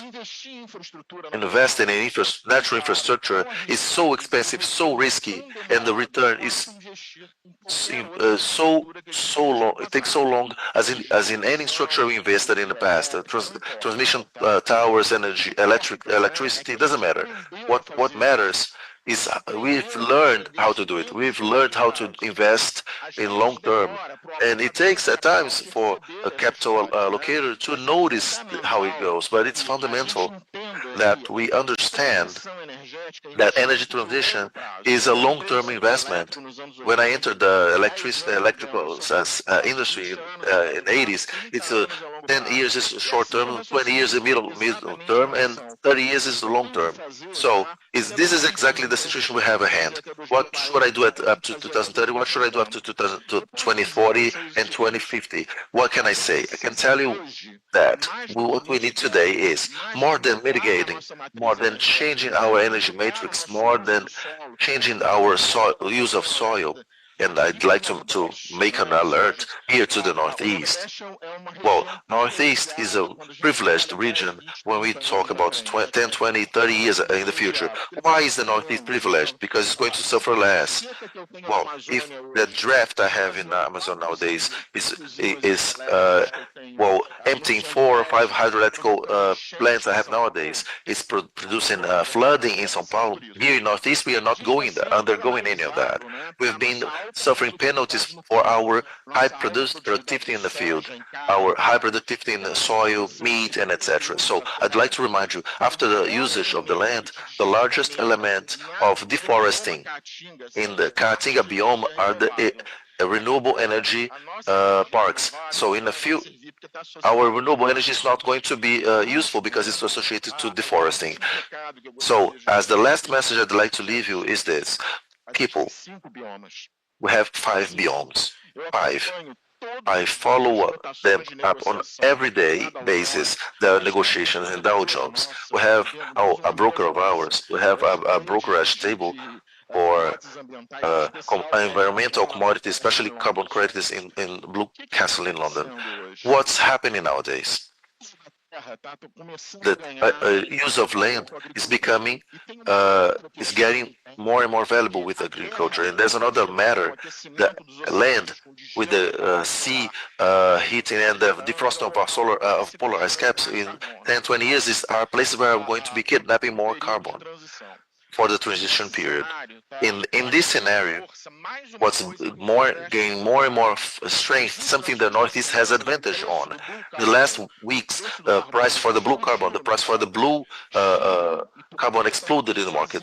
China and Turkey are almost alone in this market. Why is it exploding? Because the suns are going up and they can do it. What is necessary is to have sponge barriers. China is doing that. The United States are doing it. We're doing in the Rio Grande do Sul in the future. So how do I do sponge barriers? Because coast vegetation. How can I finance that blue carbon? When minister says she says about our forests, it's cool. We have projects for our forests. We have Project Apia in Amazonas. Well, the Minister of Agriculture, well, we have a whole chamber of agrocarbon. We talk about agricultural carbon. We are producing in the south of Brazil, in Bahia and in Mato Grosso. But what about the blue carbon? Well, the problem is the coastline. And again, the Northeast has this as an advantage. Just to close, Joaquin, I can't stop without speaking about the green hydrogen. Green hydrogen is certainly an avant-garde technology. It's a technology for 20, 30 years. It's not only mine. It's from Grandwall. It's from BIG. It's from Toyota. Well, nobody has any question about that. But people haven't yet understood where are we going to use this green hydrogen. I'm not going to use green hydrogen as I'm not going to use a series of biomass matters. From which the Caatinga biome is rich to produce a new raw material that's going to replace oil, that's going to replace my energy base. And that's also going to replace my definitive version of energy transition, which is nuclear fusion. Nuclear fusion is done with two molecules of green hydrogen. So I swear I'm finishing. Two molecules of green hydrogen shot to a laser beam. We have technology inside the reactor that every country in the world has, which is called the donut magnetic reactor. We try to stabilize for many years using deuterium, but well, it didn't work. So what did work? What worked was a gas called helium-3. Helium-3 inside the nuclear fusion reactor gives me clean energy for an indeterminate period of time. We already have the reactor. We have the laser beam fusion. I can fire producing more energy than I use to put, but I don't maintain energy using deuterium. But there is no helium-3 on Earth. Where is it? In Mars, in the moon, and what happened from 2018 to the moment? A great international run for cargo ships investments. You didn't ask yourselves why, right? The reason for that is that who controls helium-3 will control energy on Earth, and our then cars will work based on energy cells. So we're going to have production of aero generators. We're going to have solar production. Yes, both. But especially we will have as a base for our new technological production for the second half of this century, nuclear fusion. And why am I closing? Joaquin, sorry for the excess time here, but this is a broad matter we've been working on for the last 10 years here and abroad, working in investments, earning money with that, be it with carbon, be it with position for the ESG joining companies, be it for funds. This is the second fund we've captured and invested. We've developed it and we've given it back with return. We are bringing international funds almost $3 trillion in the next 5 years. Sorry. $3 billion, for the next 5 years. So markets takes time to set up price. It takes time to understand. I was from a financial market. I managed funds. I'm a fund manager up to today. So what do we have? We identify projects like BlackRock as Caroline. I identified 3-4 years ago the famous Larry Flynn letter that said, well, now ESG has to offer return. Yeah, you found out about this now, fine, but we've we knew about that before. And high return, the return we get to do in these investments, it's proportional to the risk of investments in long term. And who are the ones dominating, governing in long investments other than oil companies? They know how to dominate that risk better than nobody. So I'll go back to the beginning of my speech. We've betted on energy transition that is being conducted by oil companies. Does it take place now? It's going to take place in a horizon of time. Will Brazil stop producing oil? No, no way, no way. The equatorial margin has much more oil and salt, 5 times more. And so the fight among the oil companies is who are going to stop producing for the last. And the answer for that is what's this? How fast is your transition, energy transition? Because if I bring helium-3 and I start spreading fusion reactors in China, Europe, Japan, Europe, everywhere, companies will have to turn the key very fast. And there are 2 concerns for us. First, they may turn the key. I'm going to close, guys. They may turn the key because of the replacement, or they may turn the key because it has become a good business. Sorry, guys. Sorry for exploding the time, but it's a very broad theme, and we run to and fro with this team many times because of that operation we have, including here in the Northeast. So thank you, Joaquin. Breno, your speech was very encompassing and very opportune and necessary. I apologize for my role here of moderator, trying to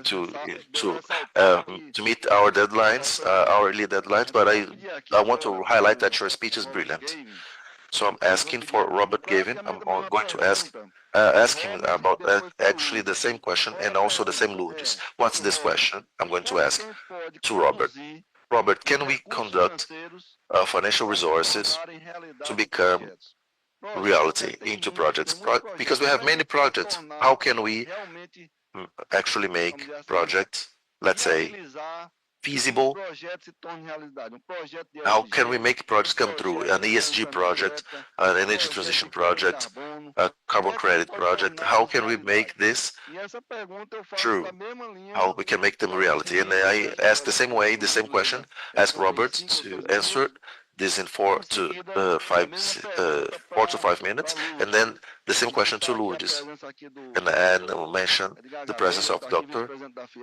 Vice President of FIEC, enthusiast on the team as well, on energy transition, director of Caatinga Foundation. We've talked about this before. Ceará is practically 100% inside this bill, and we want to look for ways to make projects feasible, make them reality. So Robert, then Lourdes. Thank you. I think that to answer that question accurately and briefly, you need to just kind of get the fundamentals understood in terms of as of the end of 2024, the renewables market is about 25% of the global energy market, and the hydrocarbons are still, the massive dominant player. So for all of the, when listening to Breno's speech, you can feel almost the frustration. It's not a case that there is a lack of good ideas. It's not a case that there isn't R&D, and he's referenced a few times in his comments about how energy needs technological advancement and it needs capital. And to a certain extent, there's been a certain degree of R&D success for sure. And certainly, again, just quoting another thing that he mentioned, the fact that there are projects now where there is a 10-year deployment and a high risk and an uncertain return over the first few years does show you that the capital markets are adapting to the energy needs. But man, they're not doing it quickly enough. They're not doing it in a cohesive, in a consolidated fashion. I mean, isn't that obvious? It's obvious. So I think that what we need to do is we need to kind of, to answer Joaquin's point directly, we need to start looking at who holds the pen, who controls the deployment of the capital into these worthy projects. What's their educational background? What's their understanding of energy writ large? That's not their sector. They're finance. They look at projects with a financial eye. They're box tickers, generally speaking. They're very numerical thinkers. They don't speak with the passion of a Breno when he gets involved in the issues. You can see the man's passion. It's obvious. But if you talk to a BlackRock or State Street or Vanguard asset manager, I don't think you're going to make them as excitable about these issues, because they've got a cold, hard financial eye and a heart of stone. But that's who we need to convince. Those are the people that we need to take on this journey. So, in my first comments, if I've had this kind of one thought, I've had the idea that we need to consolidate, we need to centralize around capital deployment. So we need to have one fund, which can have feeder funds. It can have hundreds or thousands of feeder funds for sure. It can be the way the fund market's already structured in many ways, in terms of investment funds, private equity, hedge funds, endowment funds. There's lots of different structuring around capital. And what capital providers don't like is risk. And what this transition is full of is it's full of inherent risk. So it's not a good match at the moment. And we need to be grown up and accept that. It's not a good match. So looking for a solution, the solution has to be that we de-risk the deployment of capital. We de-risk the deployment of capital. Okay? That's what we do. We de-risk the deployment of capital. And the only way that you can do that is make the person who holds the pen not accountable for sending the money out into the project. So if the money's lost or stolen or corruptly deployed elsewhere, or whatever the fund manager is worried about, that's not going to get his ass fired. That's what we need to be thinking about. And that's something that is not understood enough, I think, in the energy world, because in the energy world, the fund manager is not an active participant. I think Breno's situation is quite unique in the sense that he's coming from the capital markets himself, or that they have investment funds inside projects. That is starting to happen a little bit more for sure, but still not at a scale level, which is what we really urgently need. So I think you're talking a little bit about a clash of cultures. I think you're talking about then much more attention. We could have accelerators for capital deployment into ESG projects in general. We need to have private partnerships, but even at nation state level, it's not good enough. It's not quick enough, and it still comes with a reticence to around risk. So if we think about a 4 trillion per year global green fund, where the funds are pre-cleared, and where there are certain guarantees around the deployment of that from a private equity fund into the global green fund. Those discussions are had separate from the specific green energy project, and that's a key accelerator point. If you can have those conversations kind of offside, so to speak, and then when you have your people who are there to deploy the capital, they can deploy the capital quickly and efficiently and effectively. And it can be done in a way that will make a meaningful change. I think then to go back to what I was saying about 2050, 2050 is not that far away, and we're not hitting the numbers that we need to be hitting. So, just to kind of repeat what I've said, I think that the number of 4 trillion, I don't want you to think that that's a lot. It's not a lot in terms of what those capital funds are sitting on. Like, they're sitting on latent dead capital in an account that could be deployed urgently and quickly, and they could do it year on year on year, and they wouldn't even notice it out of their bank account. But they're not motivated to do that, and that's what we need to coalesce around. So when you see how the kind of the COP agenda is going, it already has its own rhythm, it has its own dynamic, all of the tension and the drama around the statement at the end of the meeting, and who said what to whom, and what does this nation state, are they included or not, and one of the small countries saying to the big countries. I mean, we've got to get over that. That's we can't let that rhythm land and take over a 12-month agenda, which is like people push it into, well, until the next COP we'll leave that. We can't think like that anymore. So, I think that maybe if this is a new water point, a new mark of an energy transition conference, and if it's going to happen year on year, then it must be linked to more efficient capital deployment from the very essence of it. And what better year, at the inaugural year, to start something like this. And then, as I said, if we take it like on a 3-year trajectory, if there's 14 trillion, something like that, 12 trillion to 15 trillion, something like that, something meaningful.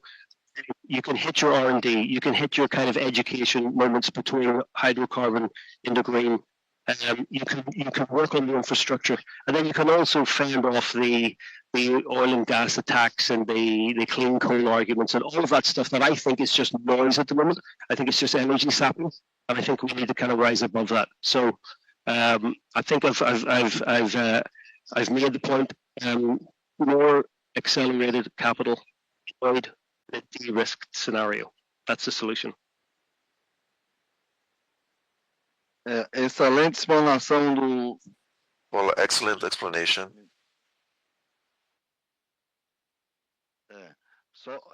Mais uma excelente explanação do Sr. Robert. Another excellent explanation by Mr. Robert Gavin, and he speaks about 4 trillion we need per year of dollars per year for the energy transition. I don't know if you gentlemen, ladies and gentlemen, know about the International Monetary Fund. In 2022,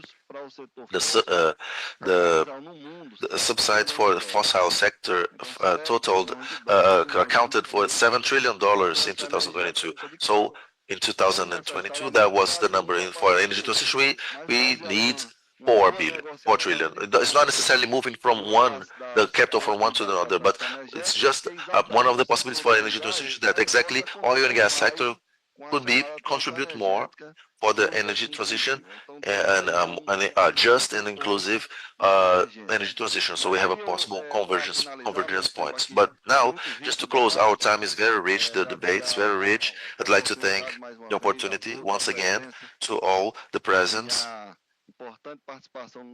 and the relevant participation of our debaters, our experts on the matter. So I'd like Ms. Lourdes to bring highlights about the carbon credit market in Brazil. It has every connection with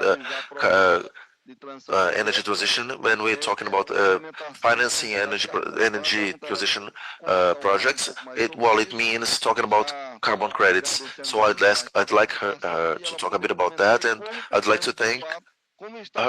And how is it ongoing? Carbon credits credit is being implemented in Brazil when we are going to have it entirely operational, and how we are going to be benefited from this big market that's been coming up. So then, please, Mrs. Lourdes, the floor is yours. Well,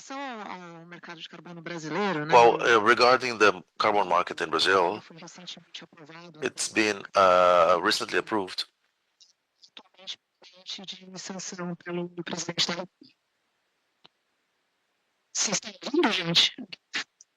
Can you hear us?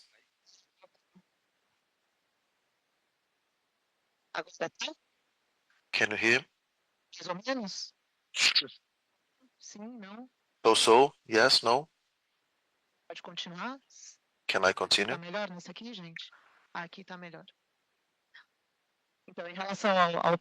it better? Yeah, the carbon market here in Brazil, well, we just approved, but we had approval by the President of the Republic. The interpreter can't hear the audio. Can you hear me from the interpreter can't hear the microphone. Her microphone is really, really bad.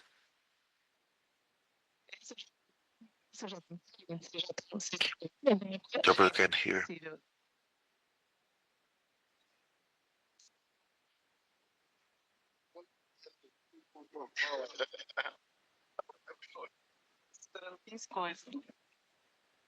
Aqui tá melhor, gente? Será? Is it better now? Okay, great. I believe it was the position. Oh, it was just a position. It's all explained now. Okay, so now coming back to our carbon market, I was saying that we have 5 implementation steps forecasted. The first one is a regulation of the PL. It brings a general regulation, general norms, the creation of an interministerial committee, an executioner organ, an executor organ that determines that the companies that issue over 1,000 tons of carbon per year will be forced to report their emissions, and those who issue over 5 million will be required to somehow reduce their emissions within this system. But this PL only covers 16% of the emissions that take place in Brazil. Can you hear me now well? It just covers 16% of the emissions. The agricultural and the cattle sector was out. And we have an initial challenge that is, how can we use a cap and trade system that sees market the reduction in Brazil for areas that are not part of this PL. So it stops. Okay. Oh gosh. No. Now, can you hear me? Yeah, can you? So? Oh gosh. I don't know what to do anymore. Is it better? So coming back to the first phase, it's the regulation phase. We have it's forecasted 1 year, belatable for another 1 year from the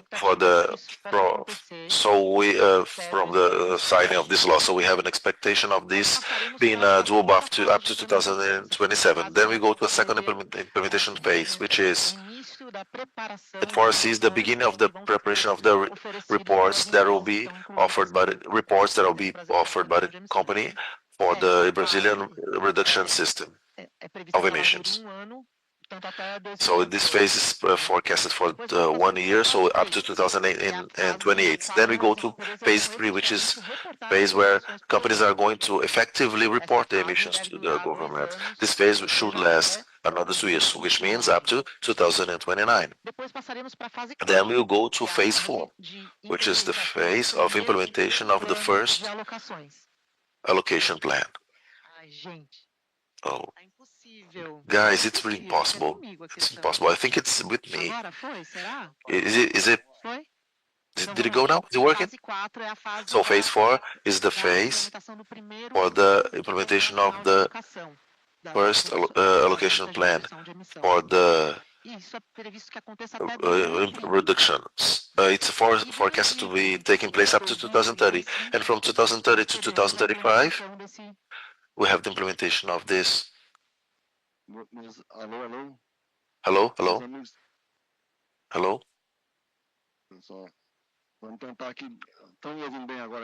Can you hear well? So please stand. Can you stand? So maybe you have a big presence that can improve the sound itself. Is it better? I doubt it. No, I think it won't. Guys, it's not possible. Is it better this way? Should I speak looking that way? Yeah, this way? No, it's not going to work. Come on. I'm going to look backwards like this? No, it's not possible. Is it better now? Okay. Well, let's summarize. I'll summarize it then. I'll summarize it a lot. Yeah, but your speech is very rich. We believe it's worthwhile insisting. Well, 2035, guys, only 2035 to begin the first implementation phase for the implementation of the system of emissions in Brazilian market. As it was brilliantly mentioned before me here, we don't have that time anymore. We don't have all that time. We need financing markets, financing systems which are faster. We need to make that money get to be deployed in projects with higher urgency than that. So I believe everything goes through that creation of demand using the carbon credits, because projects are there. There's a large offer of carbon credit projects, but there are no purchases for those credits. So we have a problem of offer and demand. So basically, we believe we actually need to have a higher demand in all over the world, so that instruments can be consolidated. Actually, I believe that's what I wanted to speak, guys. So I'm available if you want to talk later in the coffee, lunch, happy hour, and so on. So, ladies and gents, unfortunately, our time is over. Our time is up. But it's a very rich theme.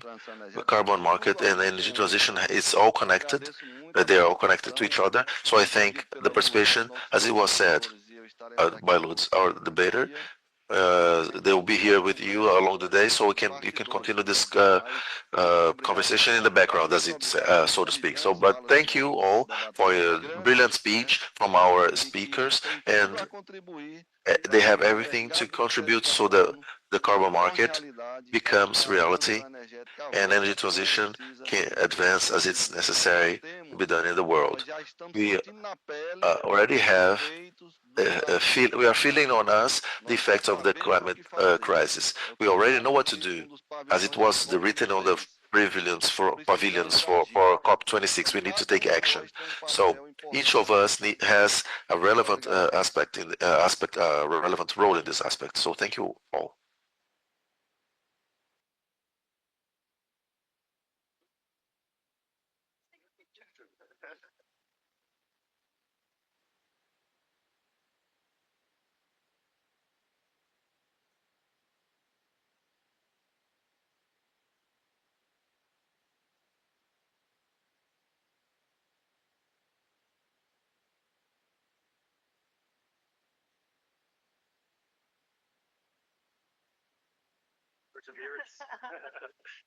Only with me.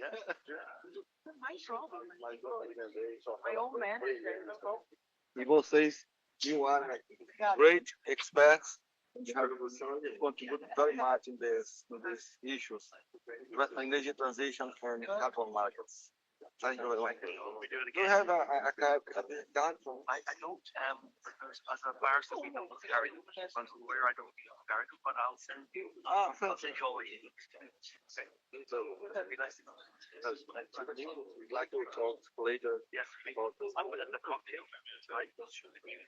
Or later, they may or something. Yeah, so you gave me yours. Did you give me your cards? No, I don't have one.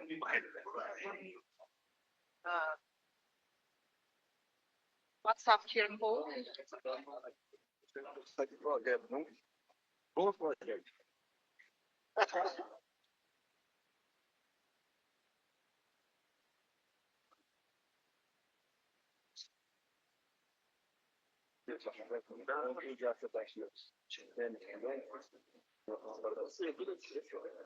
Eu queria muito falar que, olha, eu me contemplei com a sua fala, de toda a sua fala, todos os seus dados, eu sou do meio ambiente.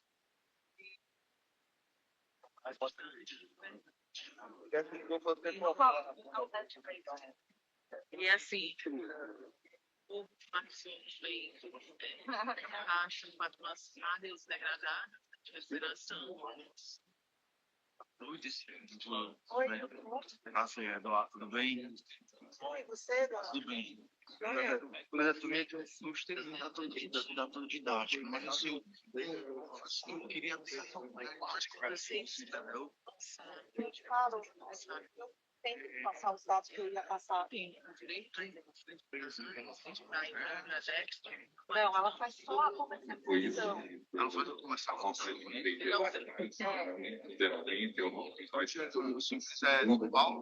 E hoje, como a gente fala da geração distribuída desses 5 gigas que tem de energia solar instalada no Ceará, 80%.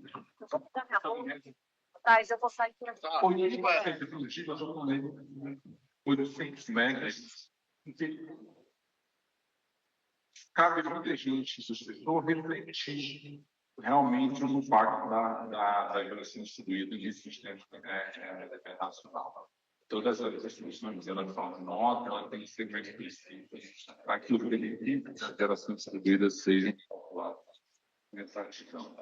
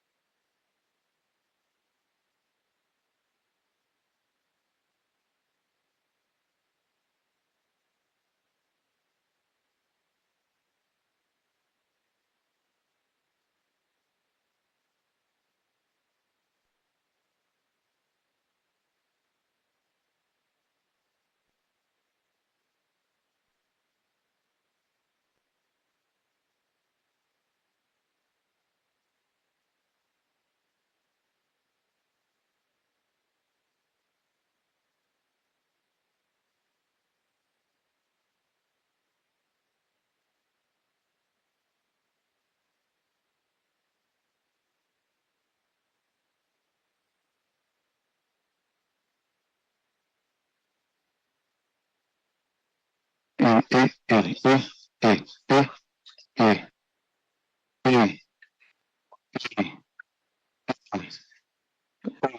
mandando aí.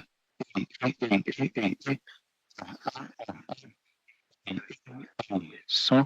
Aqui, ó. Tá indo, tá indo. Testando. Testando. Estou aqui.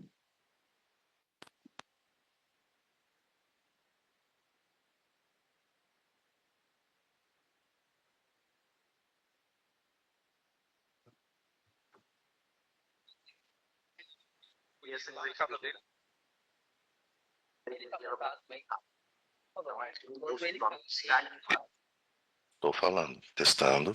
Estou no canal de inglês.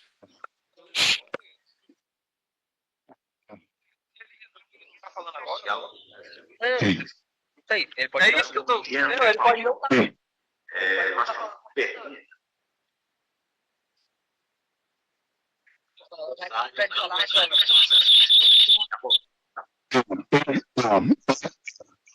Testing the English channel. Testing the English channel.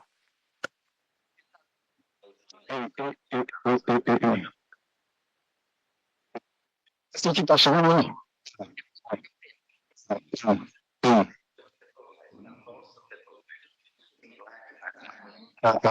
Você tá chegando pra ele lá, né? Essa voz, né?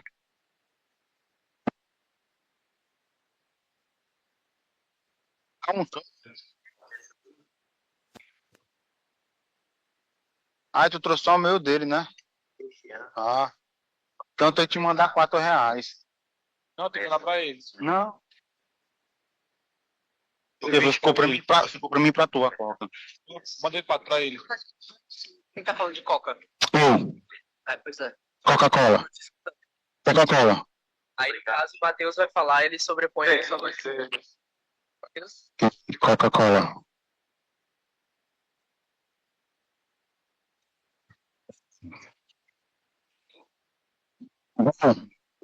Ganho. Então tem que abaixar aqui, ó. Não. Pronto. Tá me escutando? Sim, tô te escutando, Matheus. Ok. Tudo bem. Só que a minha voz tá bem mais alto. Baixo.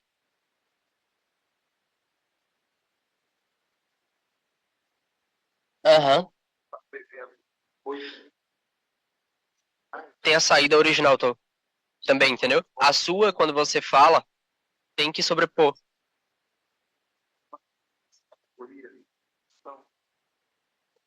Não, isso. Tô só ajustando aqui. Aham. Tá vendo que tá perfeito? Tá precisando, então. Bota no 46. Mas o importante é o seguinte, o que é que presidiu a nossa missão foi nesse plano de alcance. Nossa, mas pega a caixa lá. A Petrobras tem duas Tá estando tudo. Entendeu? Ó, fazer o seguinte. Deixa eu ver aqui no host. Isso. Por enquanto pode só escutar. Eu já vou te falar. Só um momentinho.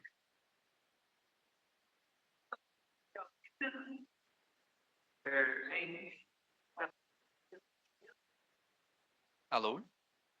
Melhorou. Tá pegando bem menos ambiência, né, Matheus?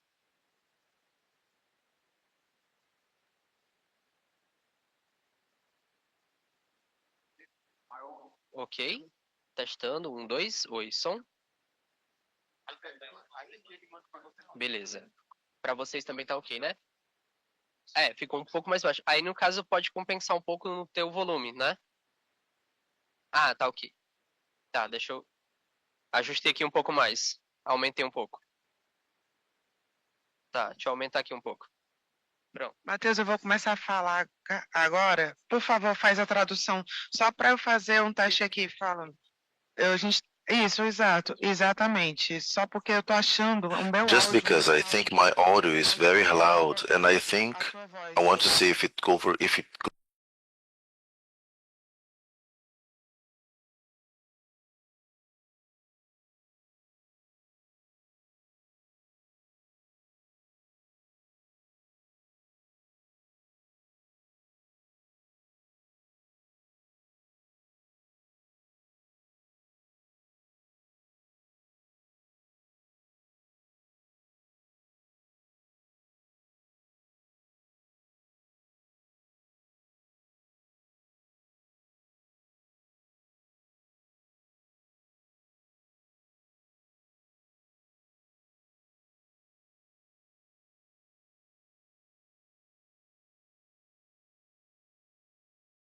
Pronto, 8, entendeu? Ele desliga e sai o flutuante. Ah, quando o microfone... Fala, Matheus, fala de novo, só para fazer um teste. Speak again, so I can just test the sound of your voice. Yeah, 1, 2. Yeah, when you start speaking. Yeah. Okay, it went down. Thank you, Matheus. Test okay.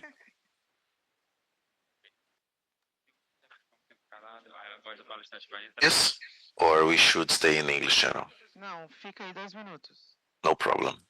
Você tem que almoçar, né? Não, não, tá tudo Você tranquilo. tá em casa. Tô em casa. Você tem tempo. Exato, pode ficar sossegado.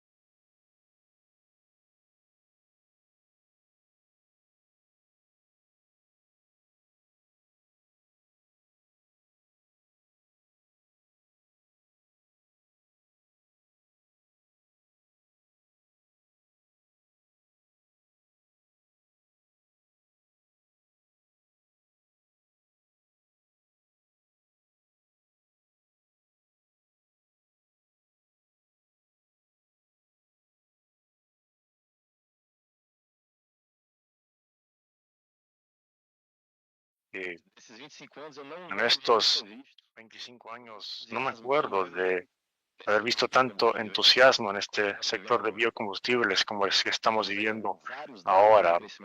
Con varios conductores de crecimiento garantizado por ley, el nuevo crecimiento de economía, espera del crecimiento del reto de descarbonización de otros países, la posibilidad de crear nuevos biocombustibles, SAF, y la importancia de este sector, no solamente en la descarbonización, pero también la importancia social al generar empleos, al generar alimento. Un momento de mucho entusiasmo, mucha celebración. Eso demuestra panel, and I am pleased to be here with three leaders in this sector. On my right is the professor and president of the Brazil-China Center of Technology in Energy and Climate in Brazil, the greatest Chinese university that has led a lot of this technological revolution. To my left, I have Tarcísio Soares, Sustainability Manager for Airbus, and Rafael Chacomelo, Director for Latin American and the Caribbean of Toyota. See, we have three complementary, supplementary perspectives. Toyota has led the perspectives of biofuel for maritime transportation. Airbus needs no further introductions. They are enthusiastic in producing sustainable aviation fuel, SAF. And Toyota is a leader in electrical vehicles, hybrid cars, biofuels, and electricity. Each one will be presenting for 5 minutes,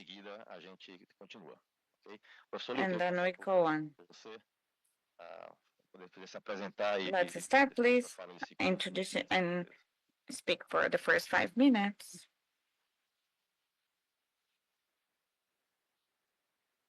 Everybody, it's my honor to come here, have the opportunity to communicate with you guys.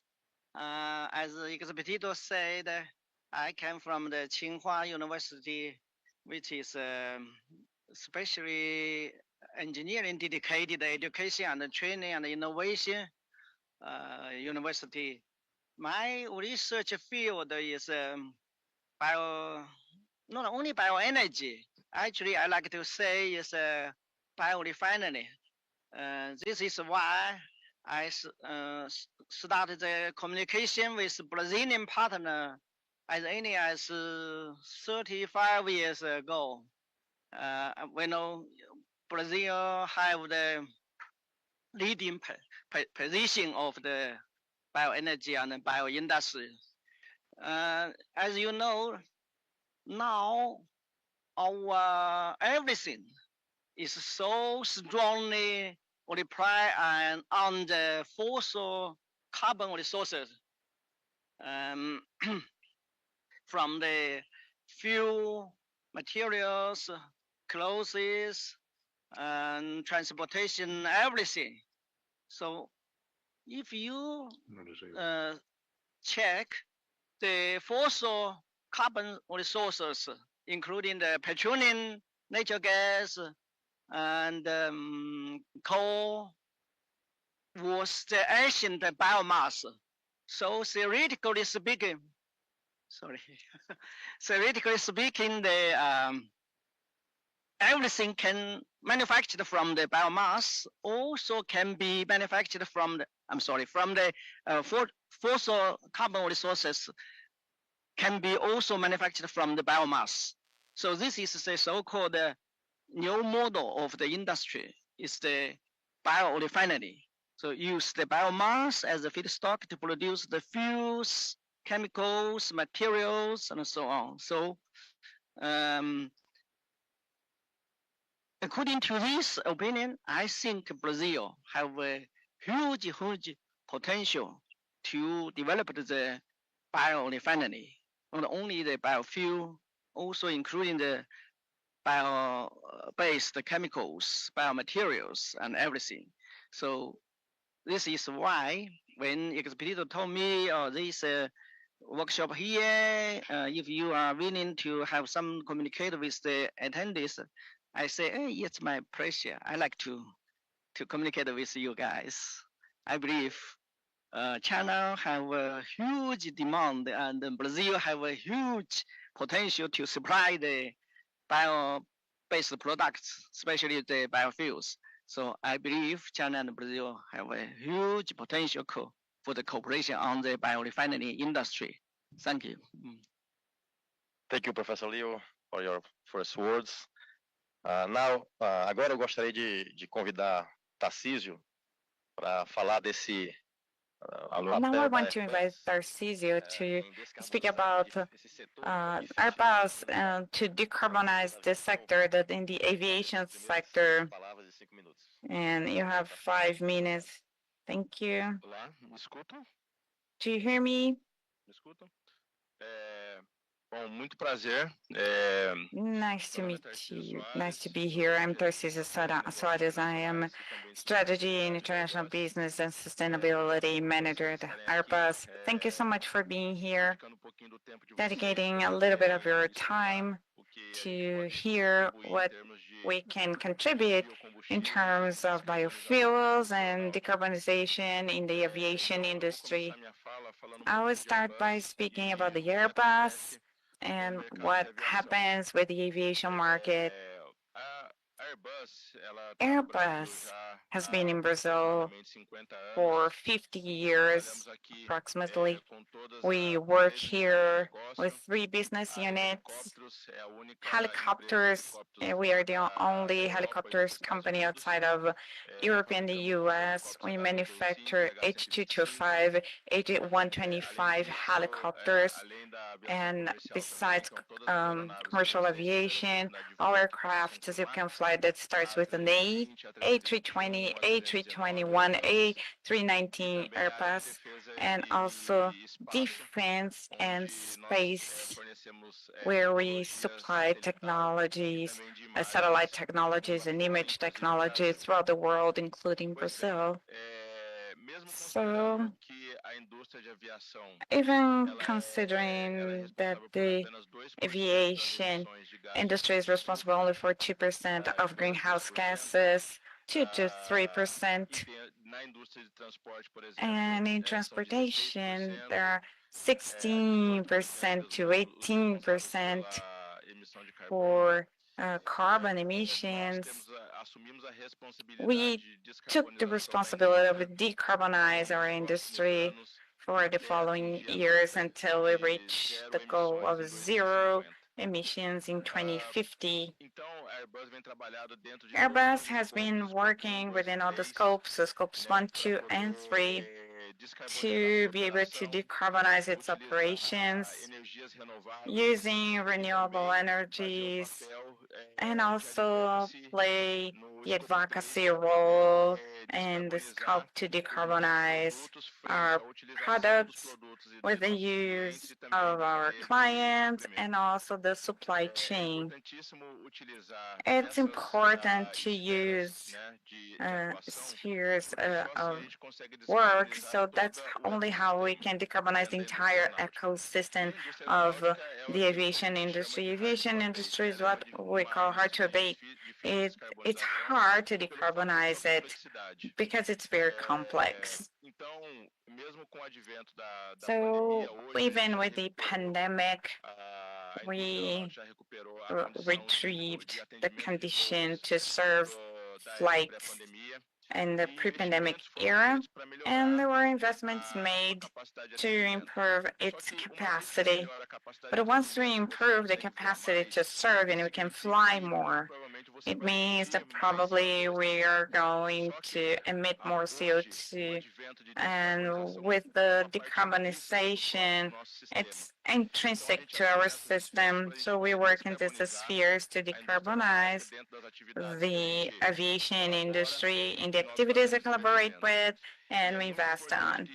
And it's very important to consider that because you as clients, you are getting more and more demanding regarding sustainability. And not only because of 2% of emissions means that it's nothing. No, it's something that we must mitigate it, decarbonize it, and even being difficult to abate, difficult to decarbonize, we are committed to doing it. And it's going to happen with investments in technology and new operations, new aircrafts, and the ecosystem. And Airbus is ahead of all that with its investments and existing technologies. So that's my introduction. Thank you. Thank you, Tarcísio. Let me pass the floor now to Canelo for his initial considerations on the Toyota efforts for decarbonization.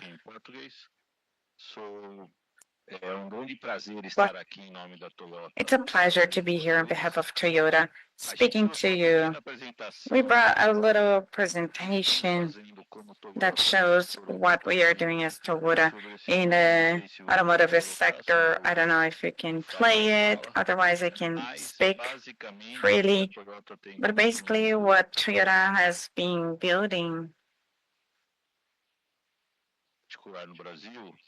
in Brazil is what we call getting to know the needs of each client, of each market, and the energy matrix of each client in each market.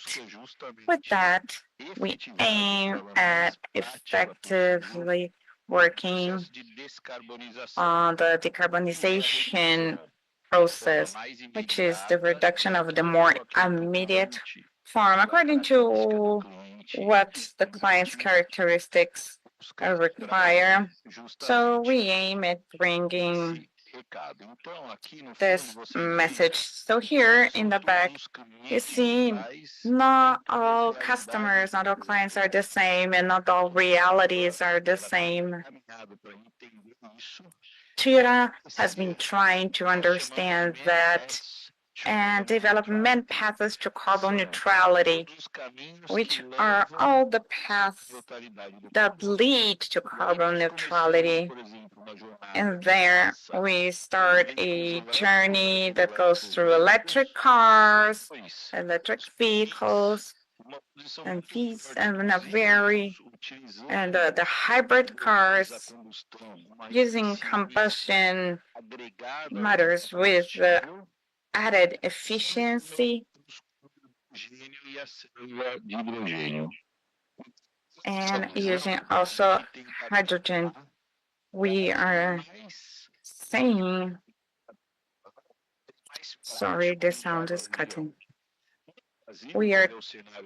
Here is the Brazilian scenario that I want to bring to you quickly. We chose electrification along with the use of biofuels because it's practical, it's affordable, and it's sustainable. It feeds a long chain. That's what we talked. It's been mentioned, the huge potential to add the hybridization model, because that's what's more effective. And our agenda aims at sustainability and modernity, analyzing the cycles and the client's needs. So the model I show you on the screen is a hybrid model. So a car that is electric, aiming at efficiency with an electric motor, working with combustion, working with fuels. In this case of this car in Brazil is ethanol, but could be another. And the battery doesn't need recharge, it recharges automatically, generating almost 7% in carbon reduction without the needs to change the existing infrastructure. The country is very huge. We have thousands of kilometers. It's like having a global plan, basically. And it has an accessible cost. And it brings changes in consumers' practice. The usage is very good. This car has been in the market for 5 years. There are 2 models running, the ones that you see, Corolla, Corolla Cross. And there will be new models for the following years. Using biofuel, it reached a huge efficiency. So you see, when you compare a gasoline car with an embarked hybrid system and 25% reduction, carbon reduction, and when we add the scenario like we do here in Brazil, with ethanol, you get a 70% in carbon emissions reduction. This is ready. This is working with no need of great changes. Even with the scenario, the political scenario in Brazil and for the fuels that has forced the use of fuels. This is the experience on the screen. I just want to bring a timeline. It's something that works in Brazil since 1975, when we had the first ethanol cars in 2003. We created the flex car, flex fuel cars. In 2019, also electric flex car. So it is, the most urgent and practical way of delivering decarbonization. Here you see how easy it is with the customer's experience. You show you'll have a very high autonomy when you mix combustion and electric motors. And in Brazil, we are working also with other countries in this concept. That is pretty much debated.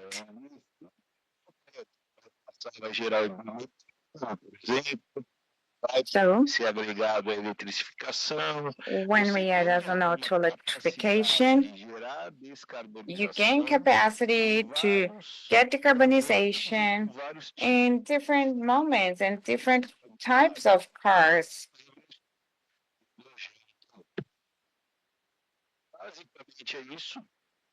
So basically, that's it. We are showing the studies we are doing here in Brazil.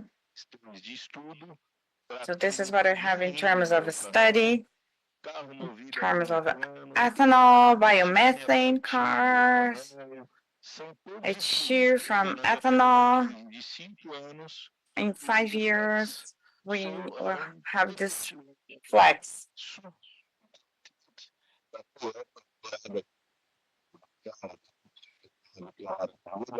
Sorry, the sound is breaking a lot.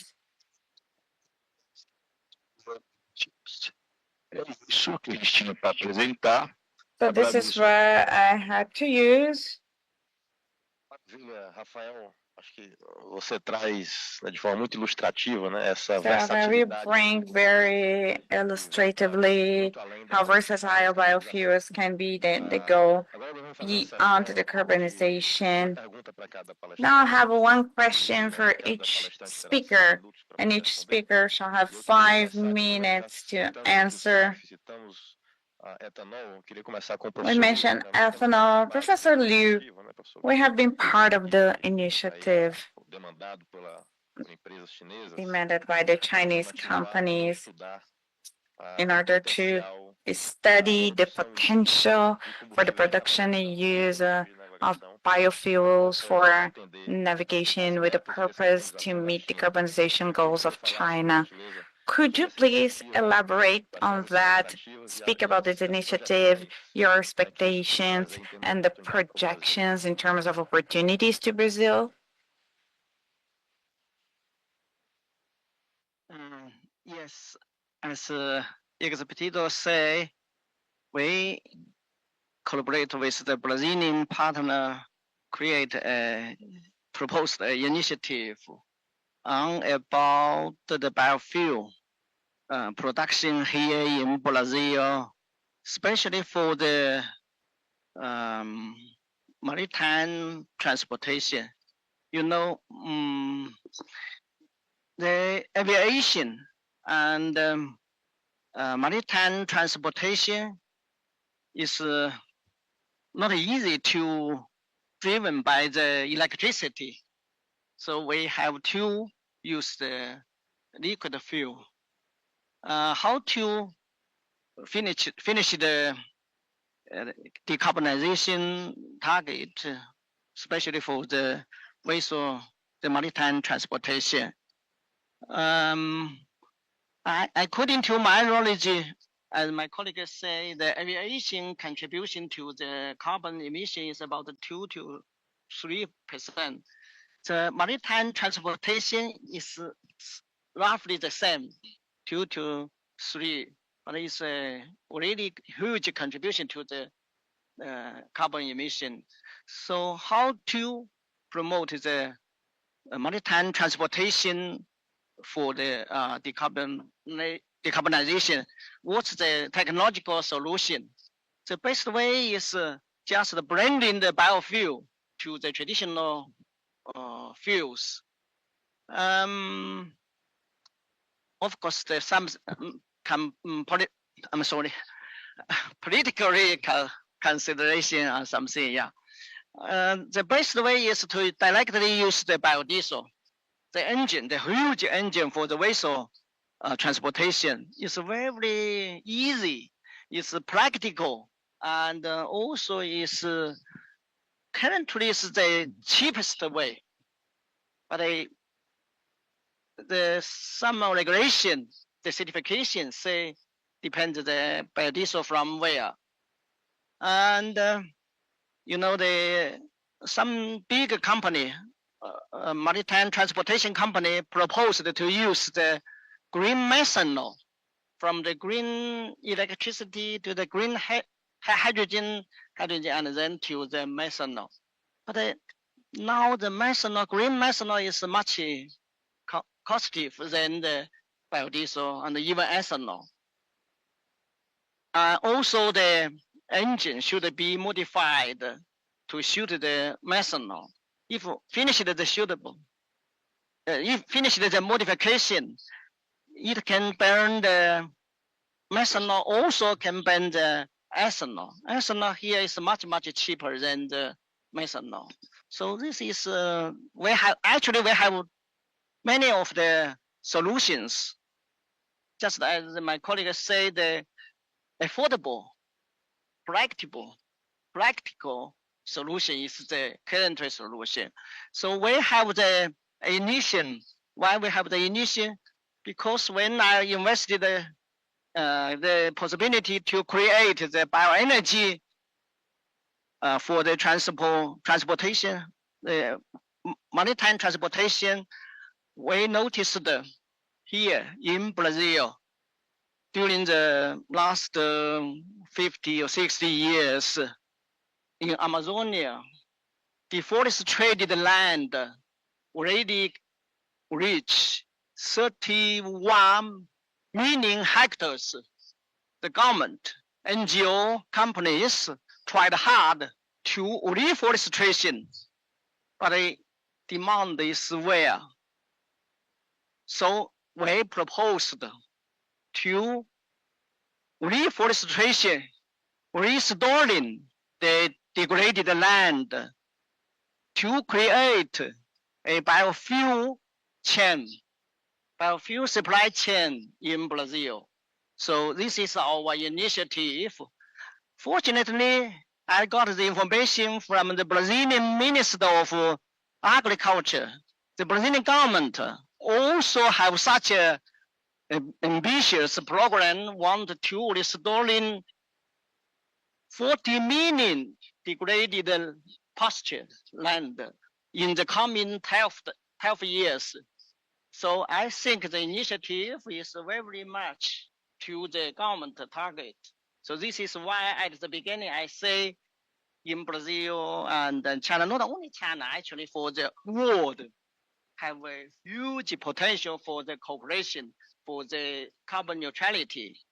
So I like to emphasize, the petroleum is globally shared. The Midwest export so much of the petroleum to the world. It's strange. The biofuel, the carbon neutrality biofuel is not so easy to export to the other countries.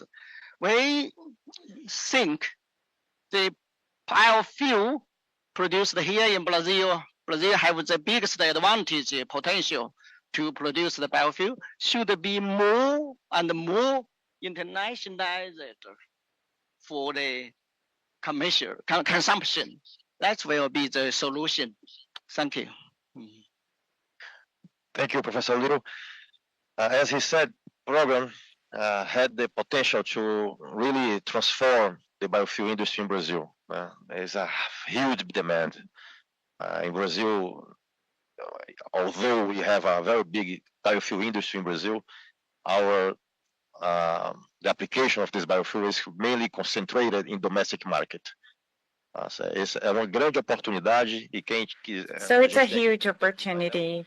And we don't have much time here in this panel, but if you're interested to get to know this initiative, you are all invited to interact in the unfolding of this. Now I would like to ask a question to Tarcísio. I had the privilege of being part of a panel about 2 or 3 months ago with Gilberto Peralta, your CEO, in Paraná. And he said something very impactful. He mentioned that the goal of decarbonization, net zero emission scenarios in aviation, will only be possible when Brazil is in the leading role. Without Brazil in the leading role, the production of SAF, sustainable aviation fuel, there will be no net zero emission in 2050. However, and we have an SAF market in the world, and Brazil, despite the success of biodiesel and ethanol and all the potentials we have for biofuels, but Brazil is out of this market. Recently, we approved the fuel of the future. That's the perspective for SAF. But I want to know your critical opinion about the perspectives brought by the new legislation. Are we on the right path?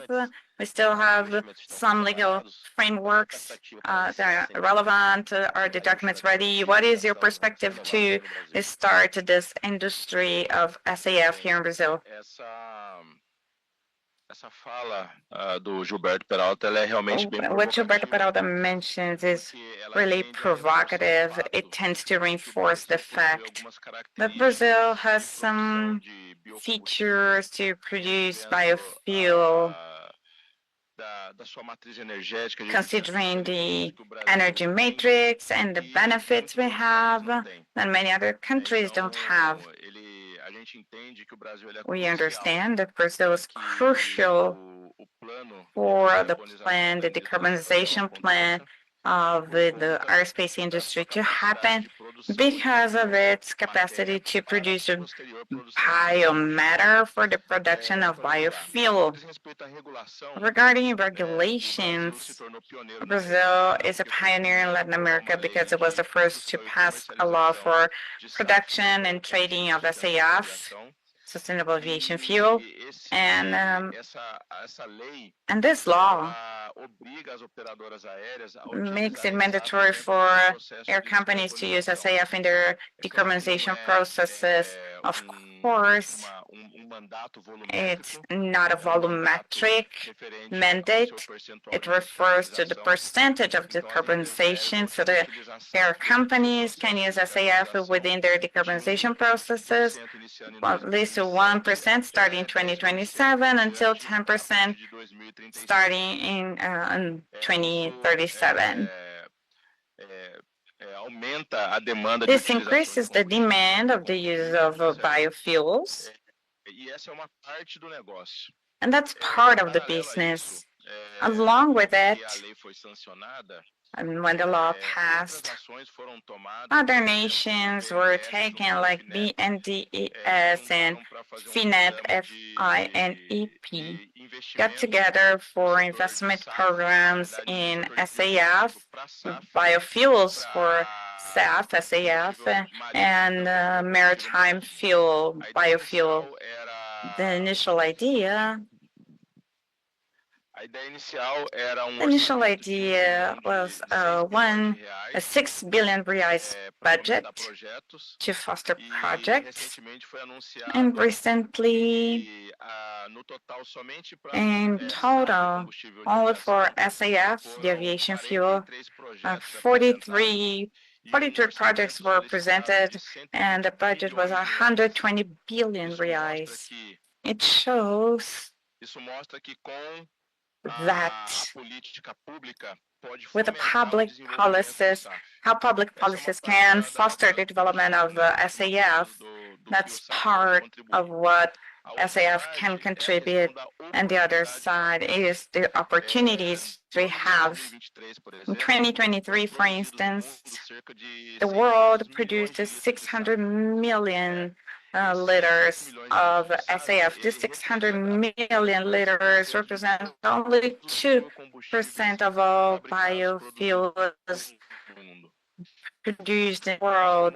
So we have a great opportunity for growth. And Brazil, in turn, when we think of the Brazil's production capacity 2021, RSP developed a study with Agricon that shows that Brazil, only with waste, sugarcane bagasse, wood waste, or used oil, Brazil could produce about 9 billion liters of SAF per year. This capacity to produce SAF would be over the demand for aviation fuel used in 2017.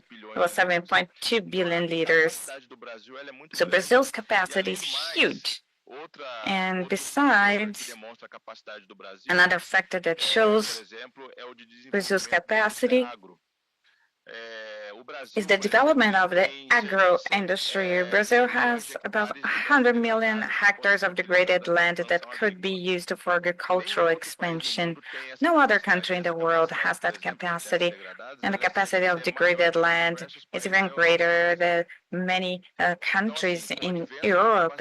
With the advent of the agricultural capacity we have, with the regulations and the government interested in investing in this development of SAF, Brazil can be in the leading role of it. But things need to happen. We need investments to come. We need incentives, either tax incentives or fiscal. Part of the job is being done, but there are other activities that must be developed for Brazil to truly become the leader, to be in the leading role of what it can represent for the development of SAF and the decarbonization of the aviation industry. Thank you, Tarcísio. Rafael, you brought the solution of ethanol, hybrid cars, energy efficiency maybe is the greatest among the options for electrical mobility. My question is, how does Toyota see the challenges in popularization, massification of electric cars in emerging countries like Brazil? We are an emerging country. And how do you see the replication of this in other emerging countries as well, aiming at this to be a massified, popularized solution? First of all, I want to reinforce what the colleagues said. Biofuels for these applications, speaking of SAF and other possibilities we have, it is truly practical and it works. As I mentioned before, in Brazil, and everything that was said by the colleagues here, we have a huge capacity and a lot of technology in production. So when we see this model, Toyota is working with this model to have an electrified car with a hybrid and the autonomy of the combustion cars. First, regionally for Brazil, it has worked. So you're going to boost more and more technologies in agribusiness, the production integrated lands, and a lot of these factors will come. And when you think of them, Toyota invested 11 billion reais. We have invested 11 billion reais. It's over $2 billion invested to be a hub for local production with potential for exports. We export hybrid cars for many countries. It is possible then to negotiate it with Paraguay, Colombia, and other markets.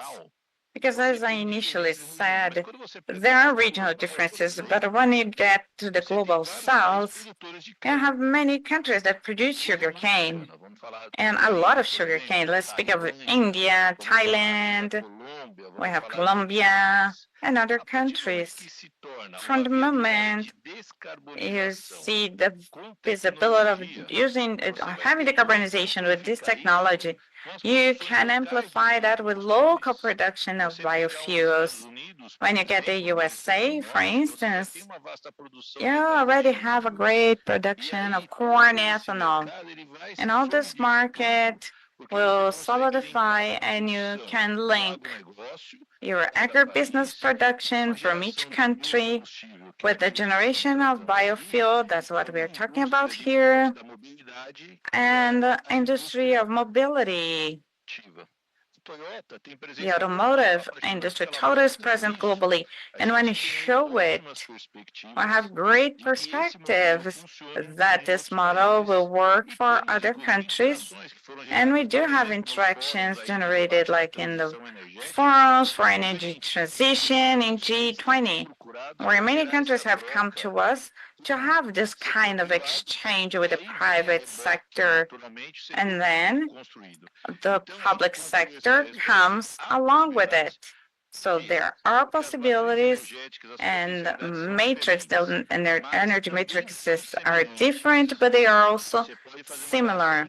You can have a quick correlation, Brazil and India, for instance, and you understand that to have a biofuel market for decarbonization much greater than you think of, or much greater than what was developed so far. And Toyota believes it. Another example, biomethane. Biomethane is something that can go from an environmental passive to channeling into renewable power. Just like biodiesel is no different from that.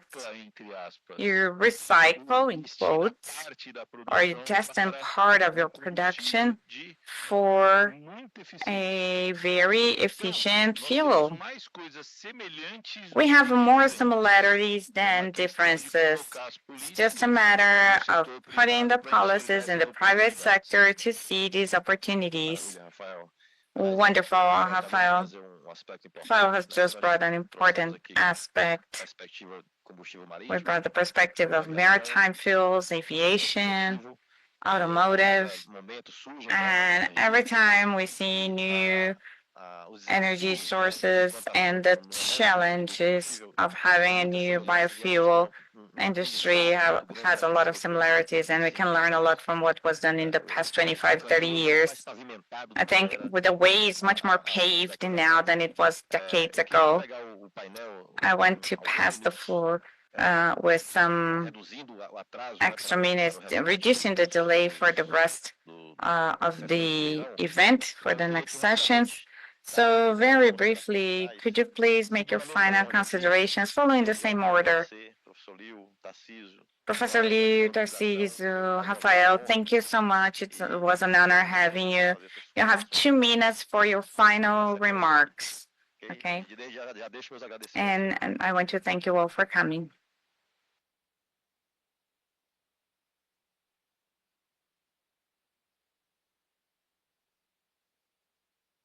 Hello? Yeah. 2 minutes, okay. As a conclusion, I believe at the beginning I say the biorefinery.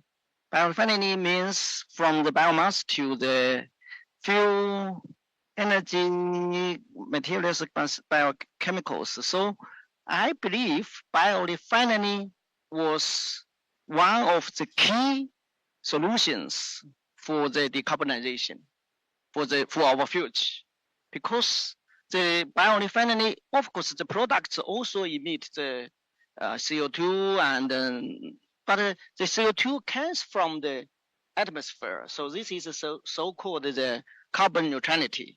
So I believe biorefinery industry, the model is the future, is the key issue, is the key solution for our decarbonization, our future. And the second, I like to emphasize, we need the international cooperation. International cooperation, just like the fossil fuel, fossil carbon resources. We also already existed the system for the global cooperation. The Africa petroleum, the Middle East petroleum coal exported to the Asia countries, to the other countries. So only through the international cooperation, the biorefinery will become a practical, affordable solution for our future decarbonization. Thank you. Eu acho que, para concluir, vale In ressaltar conclusion, I would like to highlight the aspect of biofuel. So SAF itself is very important in the decarbonization of industry. There is no silver bullet.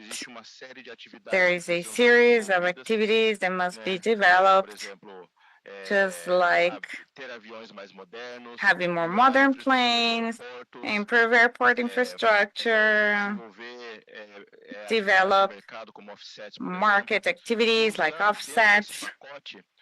However, in this package, SAF contributes to up to 60% of what is needed to achieve the decarbonization goals until 2050. Why does it happen? SAF, when compared to what is used nowadays in an aircraft, can reduce up to 80% of carbon emissions. So when compared SAF and jet fuel, for instance, SAF takes up 20% of the energy of a jet air would consume. And that's a huge gain. And besides, SAF, when used as it is used nowadays, you don't need to change anything in the aircraft, nothing at all. SAF is a drop-in fuel, so it can be mixed with other fuels to be used in an aircraft. That's a huge gain because we reduce investments in other areas and invest only in the fuel. So the aircrafts are ready, can fly with up to 50% of SAF as they are certified now until 2035. That's the deadline we have for the aircraft to be certified to use 100% SAF, and the goals are the same. Technologically speaking, the process is doing well, and what we need are regulations and more legal contributions for the companies to make the necessary investments so that the government can work, and so can be a huge player in this market. Well, thank you, everyone. Eu acho que a fala final ela está muito em linha também. My final words is pretty much in line with what was said. Everything that was said is also in line with what Toyota has said, and I really don't think there's no silver bullet. There is one size fits all, one single way out. You have to work with all of this together. And the routes and the possibilities I showed, the fuel is ready. It is affordable. It is accessible. And there is accessibility and affordability that other technological routes must be more mature. They require much more investment. When I say that we work with ethanol here, we have been working with ethanol since 1975. Then we went to the blend, the mix of ethanol that is perfectly applicable to all countries in the world. You see, for instance, Japan, speaking of using ethanol blends, Argentina using ethanol blends. The blends are a practical solution already for decarbonization. It is accessible. It's just a matter of stimulating your production with policies.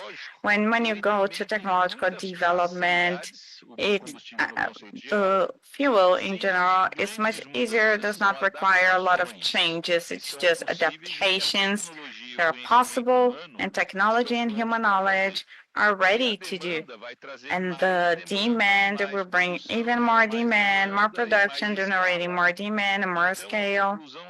So the conclusion is that, yes, we do have Brazil building world that can be part of this game in decarbonization anywhere in the world, but they are supplementary. There will never be one way out. I think that's the message.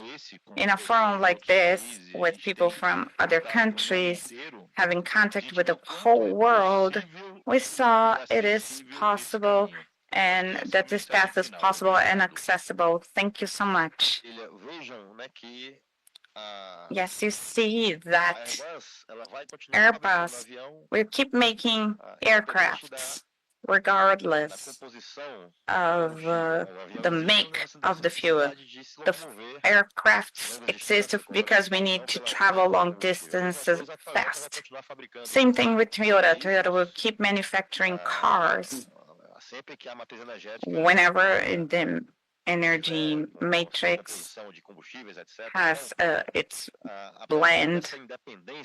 And despite this independence of these companies, you see, we always speak of enthusiasm for the development of this industry.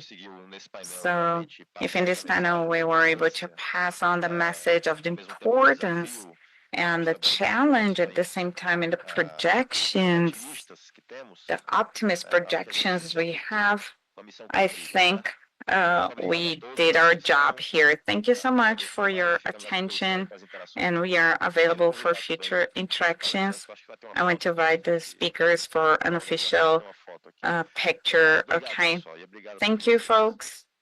Thank you.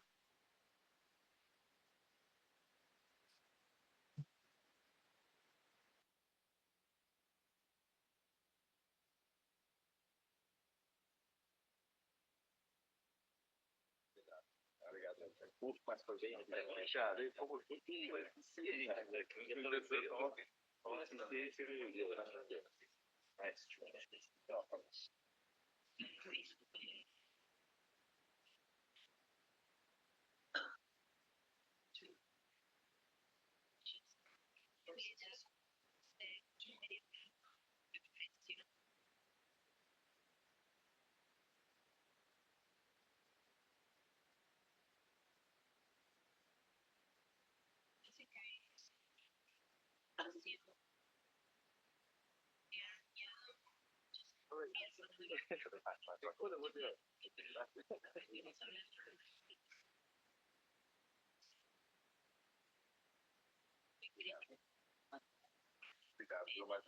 Obrigado, prazer conhecê-lo.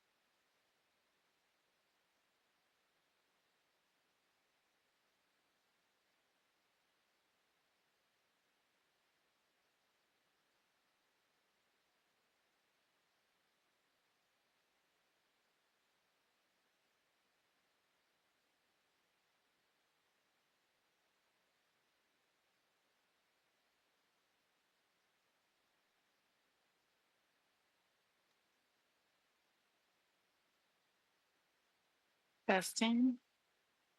Testing English interpretation channel.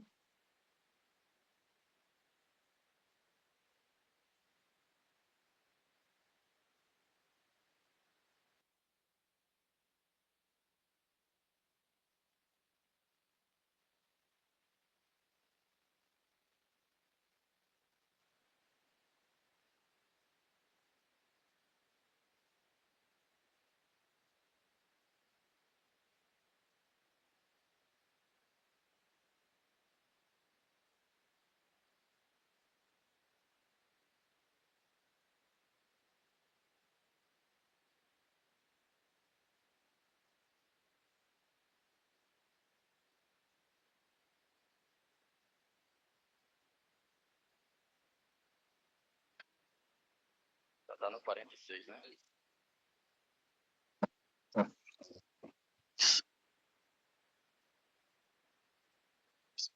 Alô? Escuta.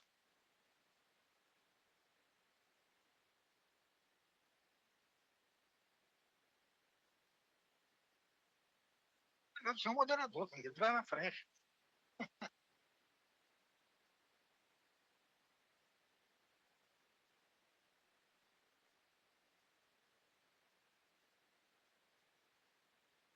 Obrigado. Preciso aqui.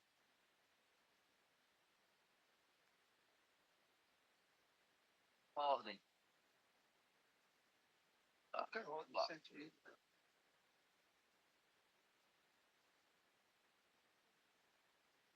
Vai ficar nessa luta.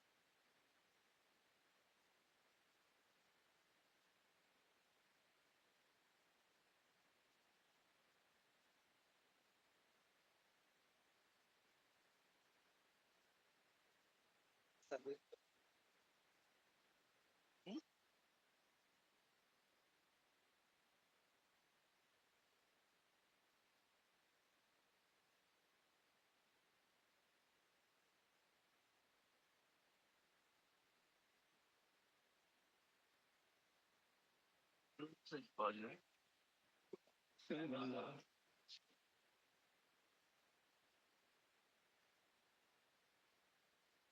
Vou colocar aqui a pista.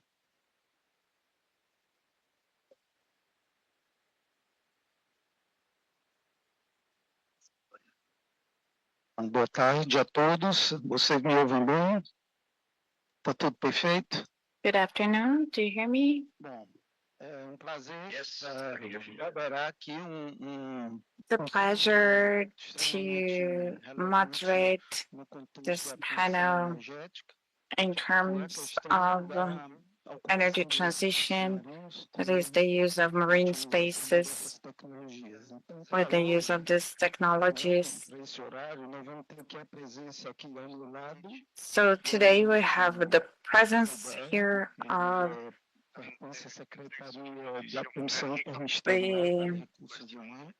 the State Commission, Interministerial Commission for Sea Resources from the Brazilian Marine, Elias and Albert, admiral.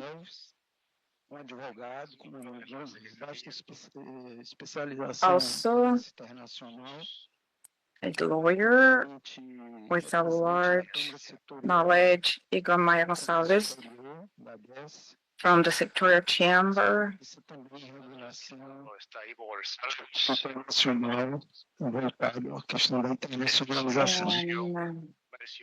Sorry, the audio is leaking. The audio is leaking. sobre a experiência da produção de energia eólica offshore e a energia das marés na Irlanda.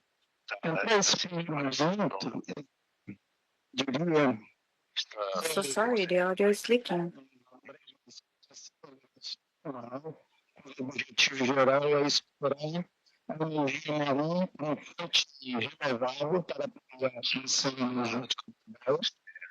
Se tem aqui representamos o Eduardo Fontinelli, professor do Estado Federal do Ceará, de estudos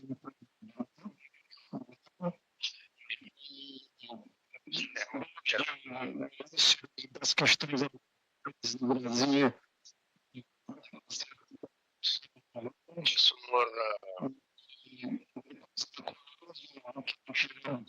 Relativamente recente, da publicação do livro sobre o recurso Zuma.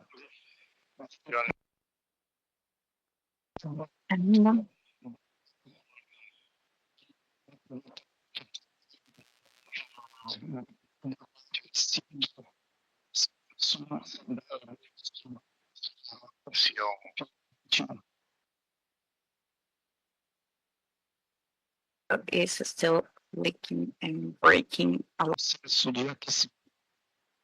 Cannot understand what he's saying.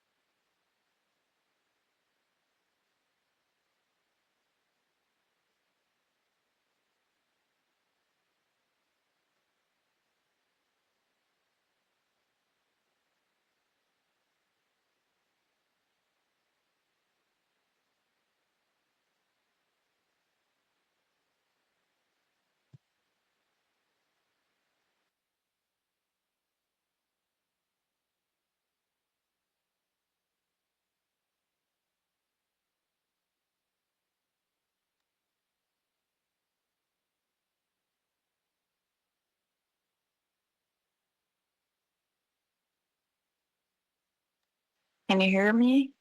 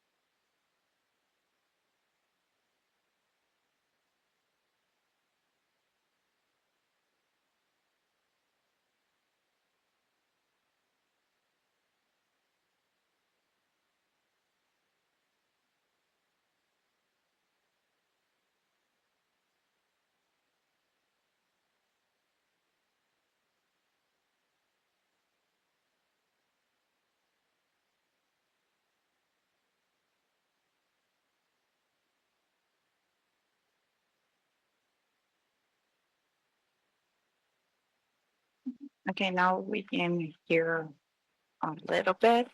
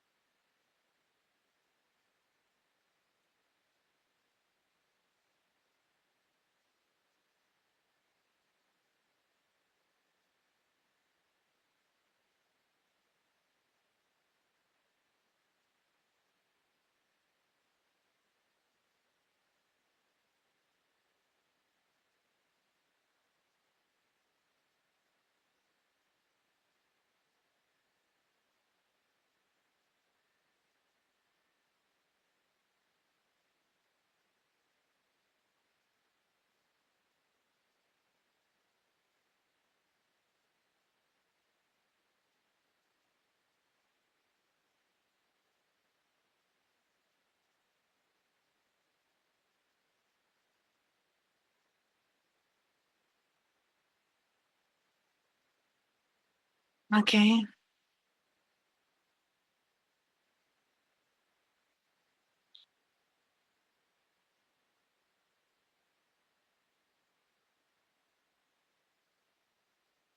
Do you hear us now? Yes.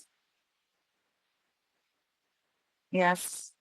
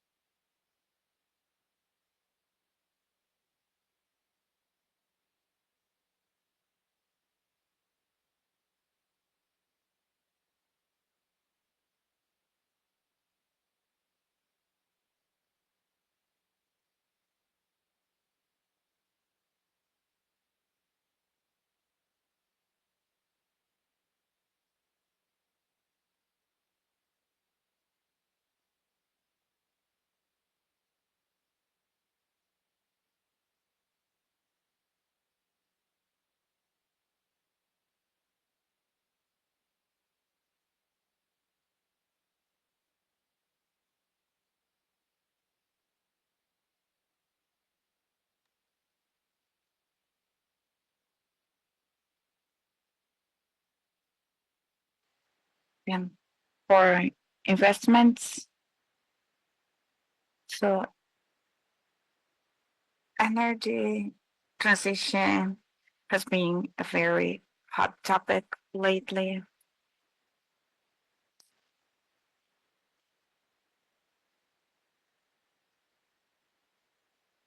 Well, we have this issue.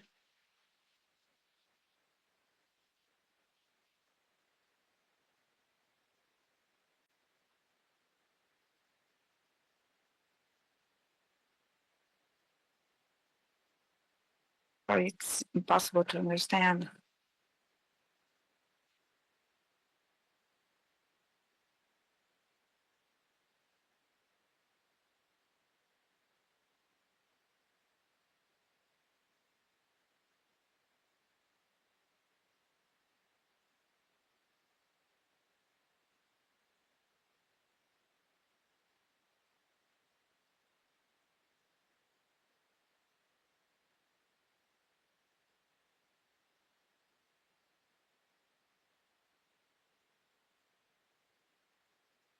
Considering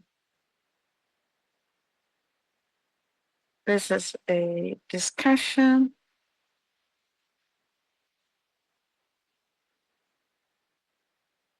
at what extent, sorry,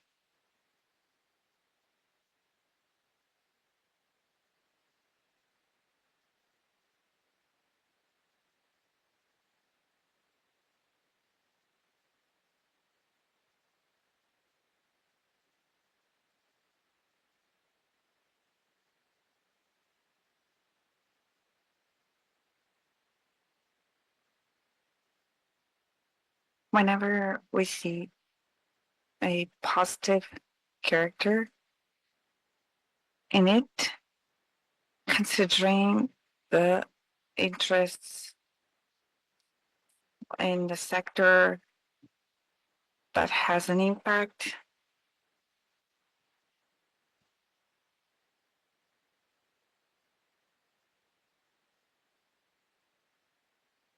of the sector,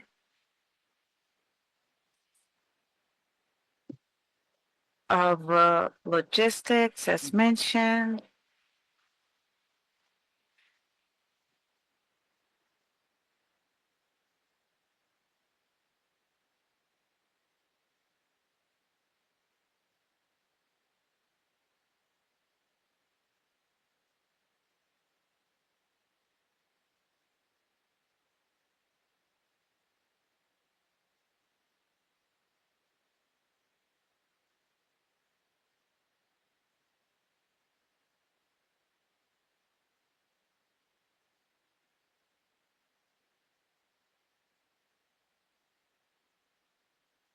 So we have 98 projects.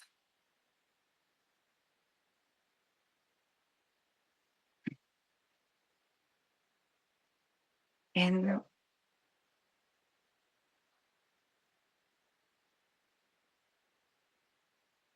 the actions are pretty much diluted.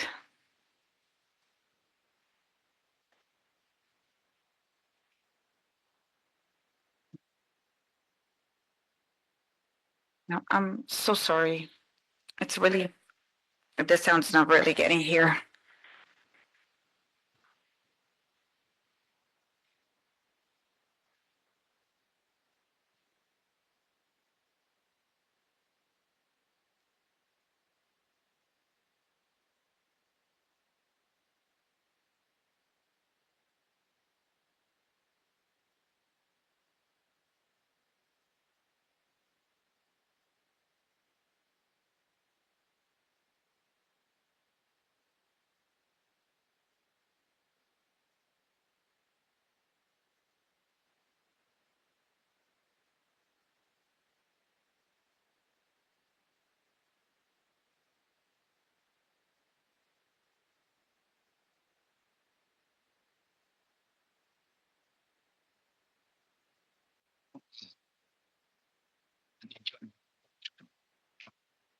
Discussão.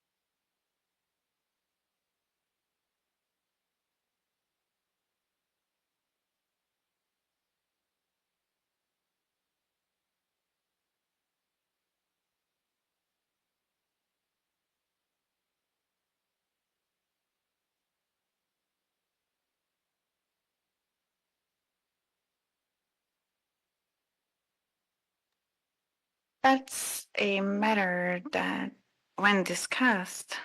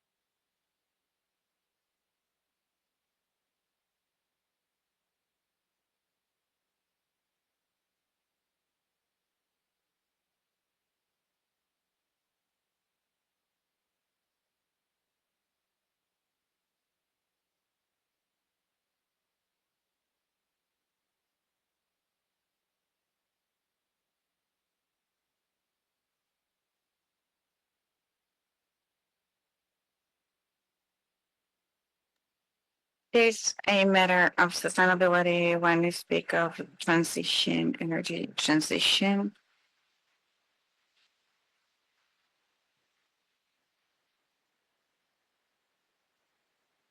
Many opportunities were generated.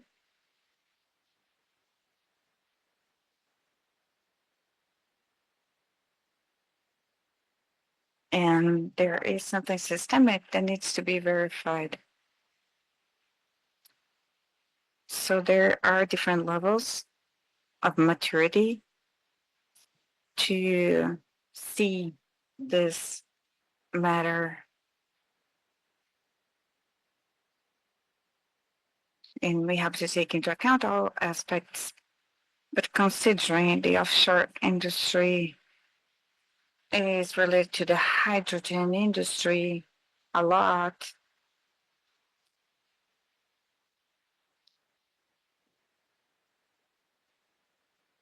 then I have to see for the offshores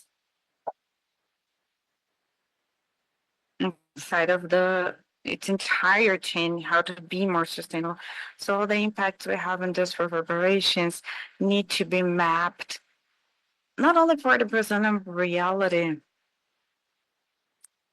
The legislation provides a mitigation of the impact, environmental, social impacts, but there is a need of competitiveness in a foreign environment with some sort of refinement for this consumption. So if we want to be competitive, all these issues must be verified and taken into account.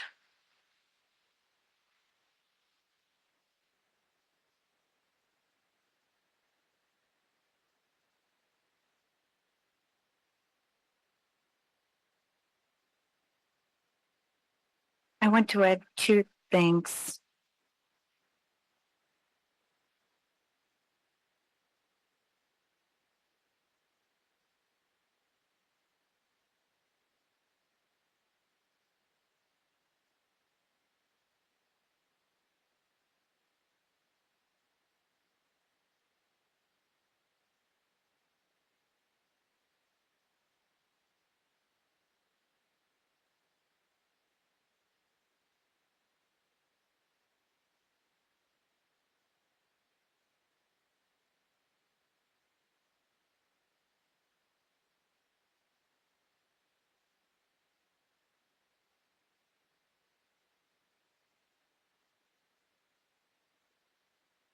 Sorry, it went off again.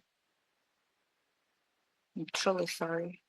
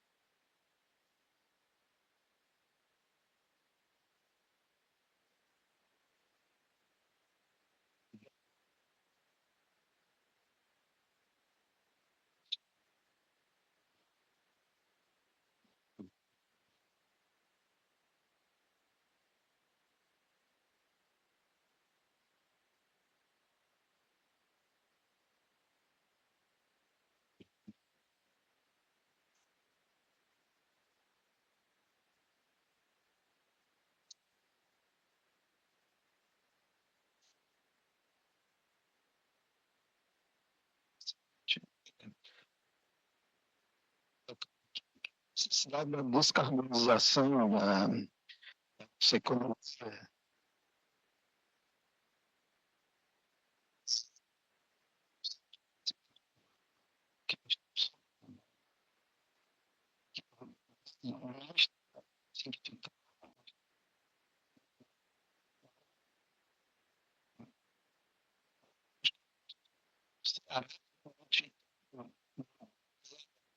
Atividade da psicultura nacional, saturar a de dos colaboradores.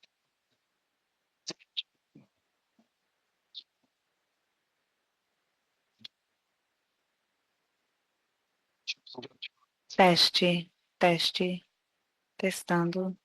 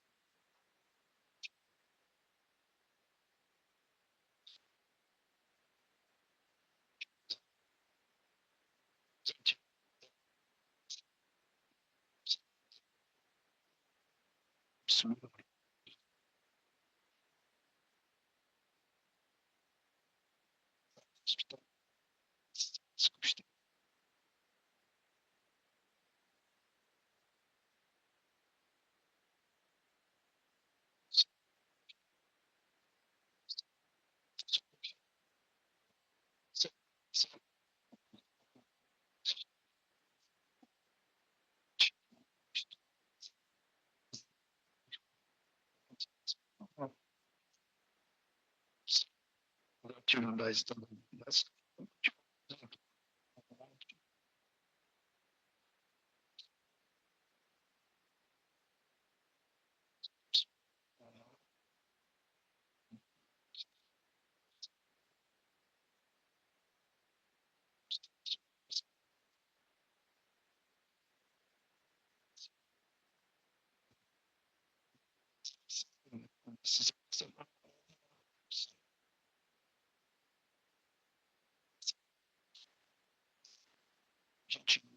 tinha um tempo até 5 horas de arrumamento.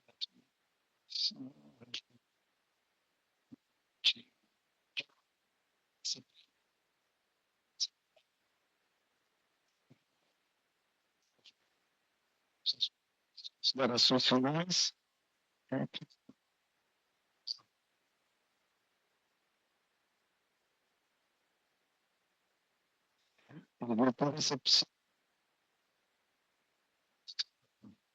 As considerações finais.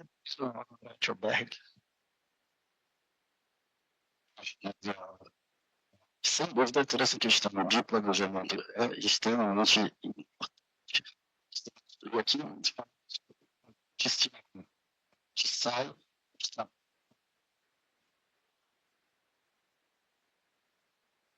fazendo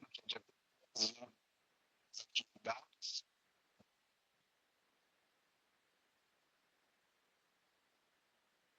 As atividades econômicas e sociais que envolvem a utilização da nossa costa, elas são absolutamente relevantes dentro do nosso desenvolvimento em todos os vieses. Então, não tem como a gente priorizar um despriorizando o outro devido à importância histórica, inclusive, né, de todas essas atividades que precisam ser prestigiadas da forma como devem ser. Então,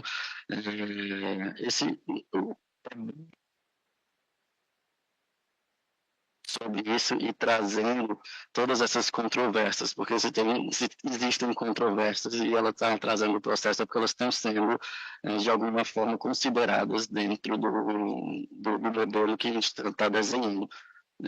E essa é a expectativa. É claro que é impossível atender a todos os desejos e todos os gostos, mas a desenvolvimento de renováveis extremamente relevante para o que se tem de projeto para o Nordeste brasileiro. E a aderência disso, né, a compatibilização disso com todas as outras atividades, ela vai precisar e ela vai ser observada, né, de alguma forma. Isso é um processo que não é de hoje, né? Isso vem há mais de 20 anos, vem de tudo que isso, como estabelecer esse protocolo de Quinto, para abrir a oportunidade de carro. Recentemente, mas sobre a premissa aí da transição energética fundamental para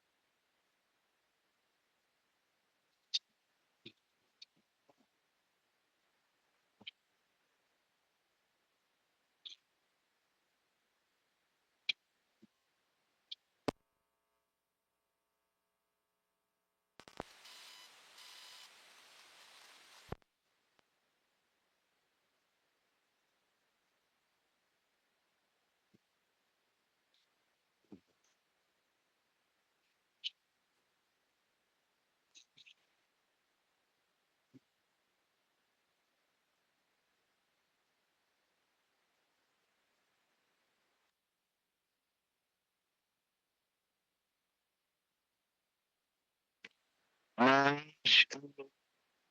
a ocupação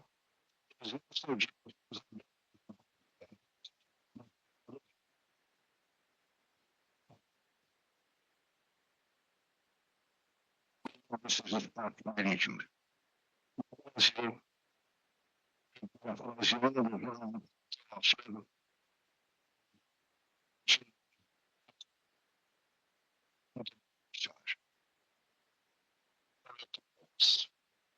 Desculpa o excesso de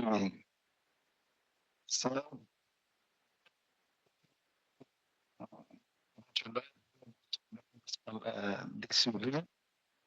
As discussões foram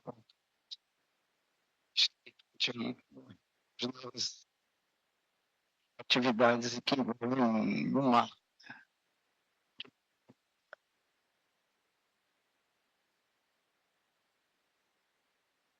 Professor.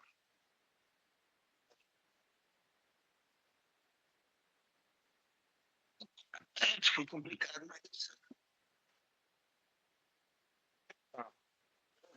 Aqui.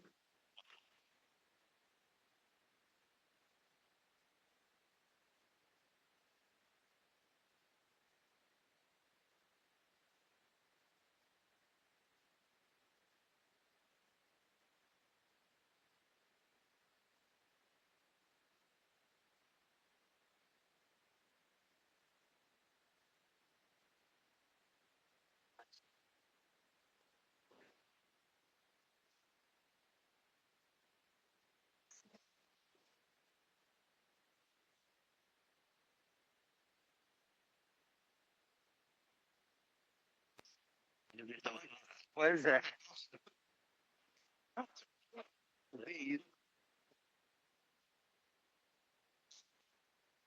Ué.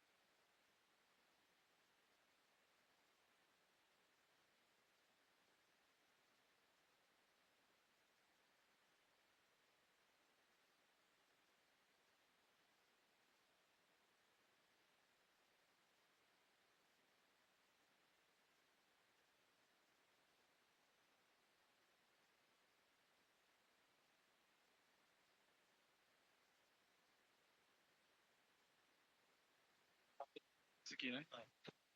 Os outros dias, né?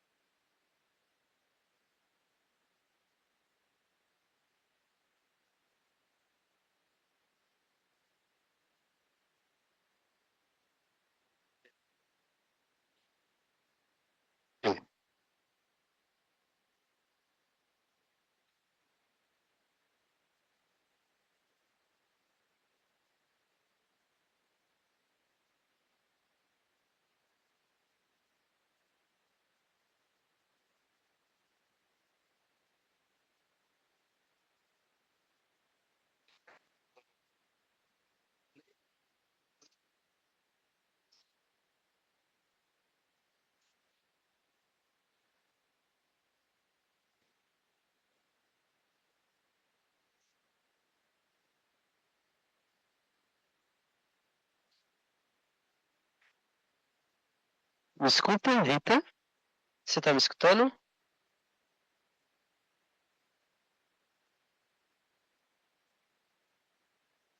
Mas tá bom o áudio? Como é que tá?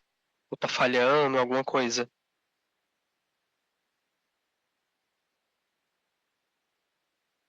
Eu vou dar uma olhada na saída direta aqui também.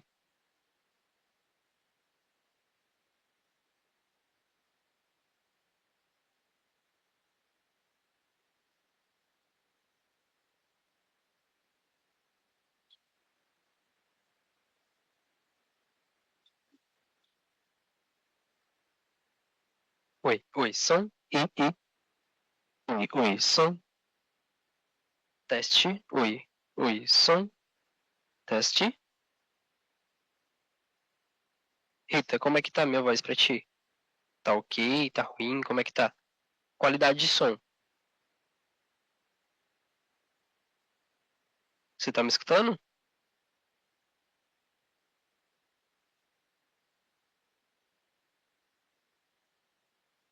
Alô, som? Rita?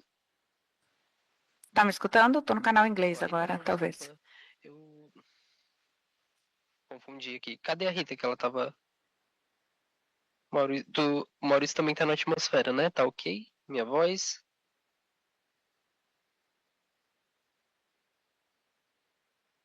Tá ótimo agora? Sem mudança de nada. Tá, eu vou fazer um testezinho aqui só pra me verificar uma coisa.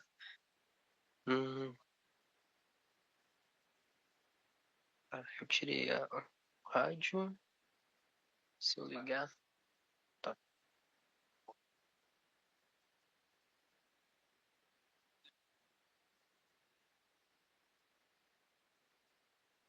Se tiver no 46, ele vai escutar alguma coisa, mas... Olha se ficou ruim agora o Maurício e Rita. Ou se continua bom a voz. Como é que tá?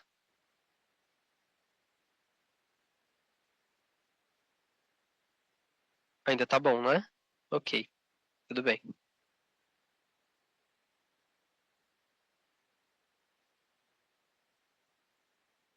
E aí?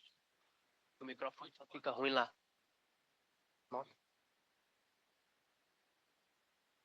Pois é, eu tô testando aqui.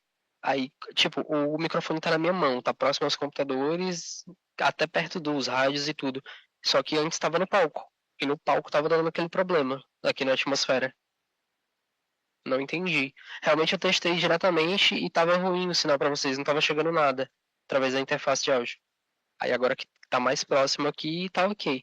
Onde é que tá os receptor do microfone? Tá atrás de cada palco? Eu acho que tá. Não, mas chega. Não faz sentido porque chega bom pra ti. Não tá quando chega bom uma hora pra mim. Não, não. Eu nem oi.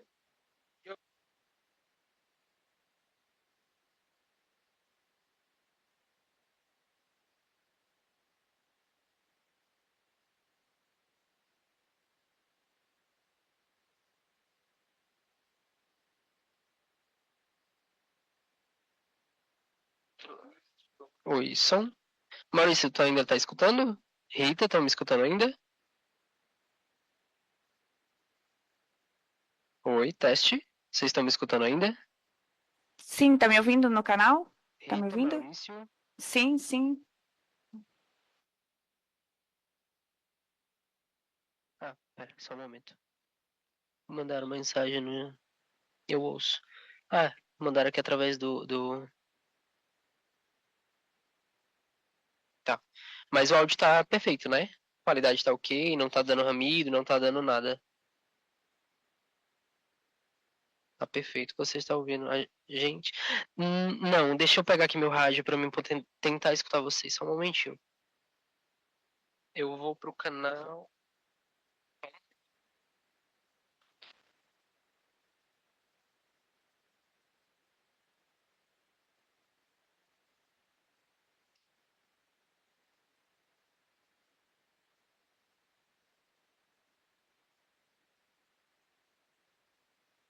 A Rita tá no de inglês, né? Deixa eu vir aqui pro 47 só. Pronto, tô no de inglês.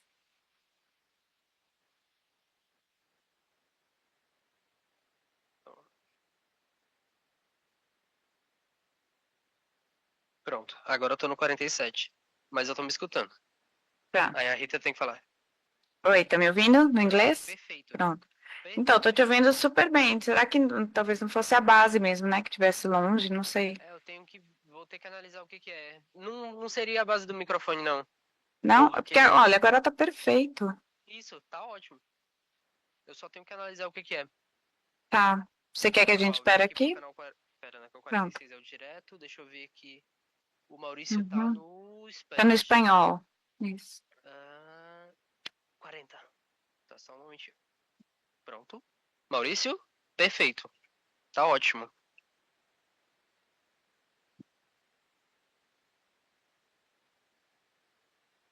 Sim, eu vi. Eu tentei, através do de português, como eu coloquei direto na interface, eu coloquei meu fone diretamente na saída, como se fosse vocês. Tipo, eu tava na cal, entendeu?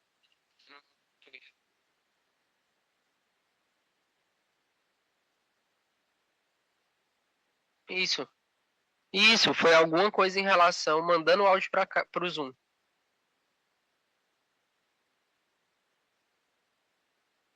Sim, não, eu vou averiguar o que aconteceu. Ó, assim, uma das coisas que eu fiz aqui pode ter resolvido. Eu vou testar no teste depois para poder ver o que foi. Uhum. Beleza. Ok. Nada. Isso. No grupo também tá todo mundo aqui direitinho. Ok, valeu. Boa tarde. Até logo. A sala tá encerrou.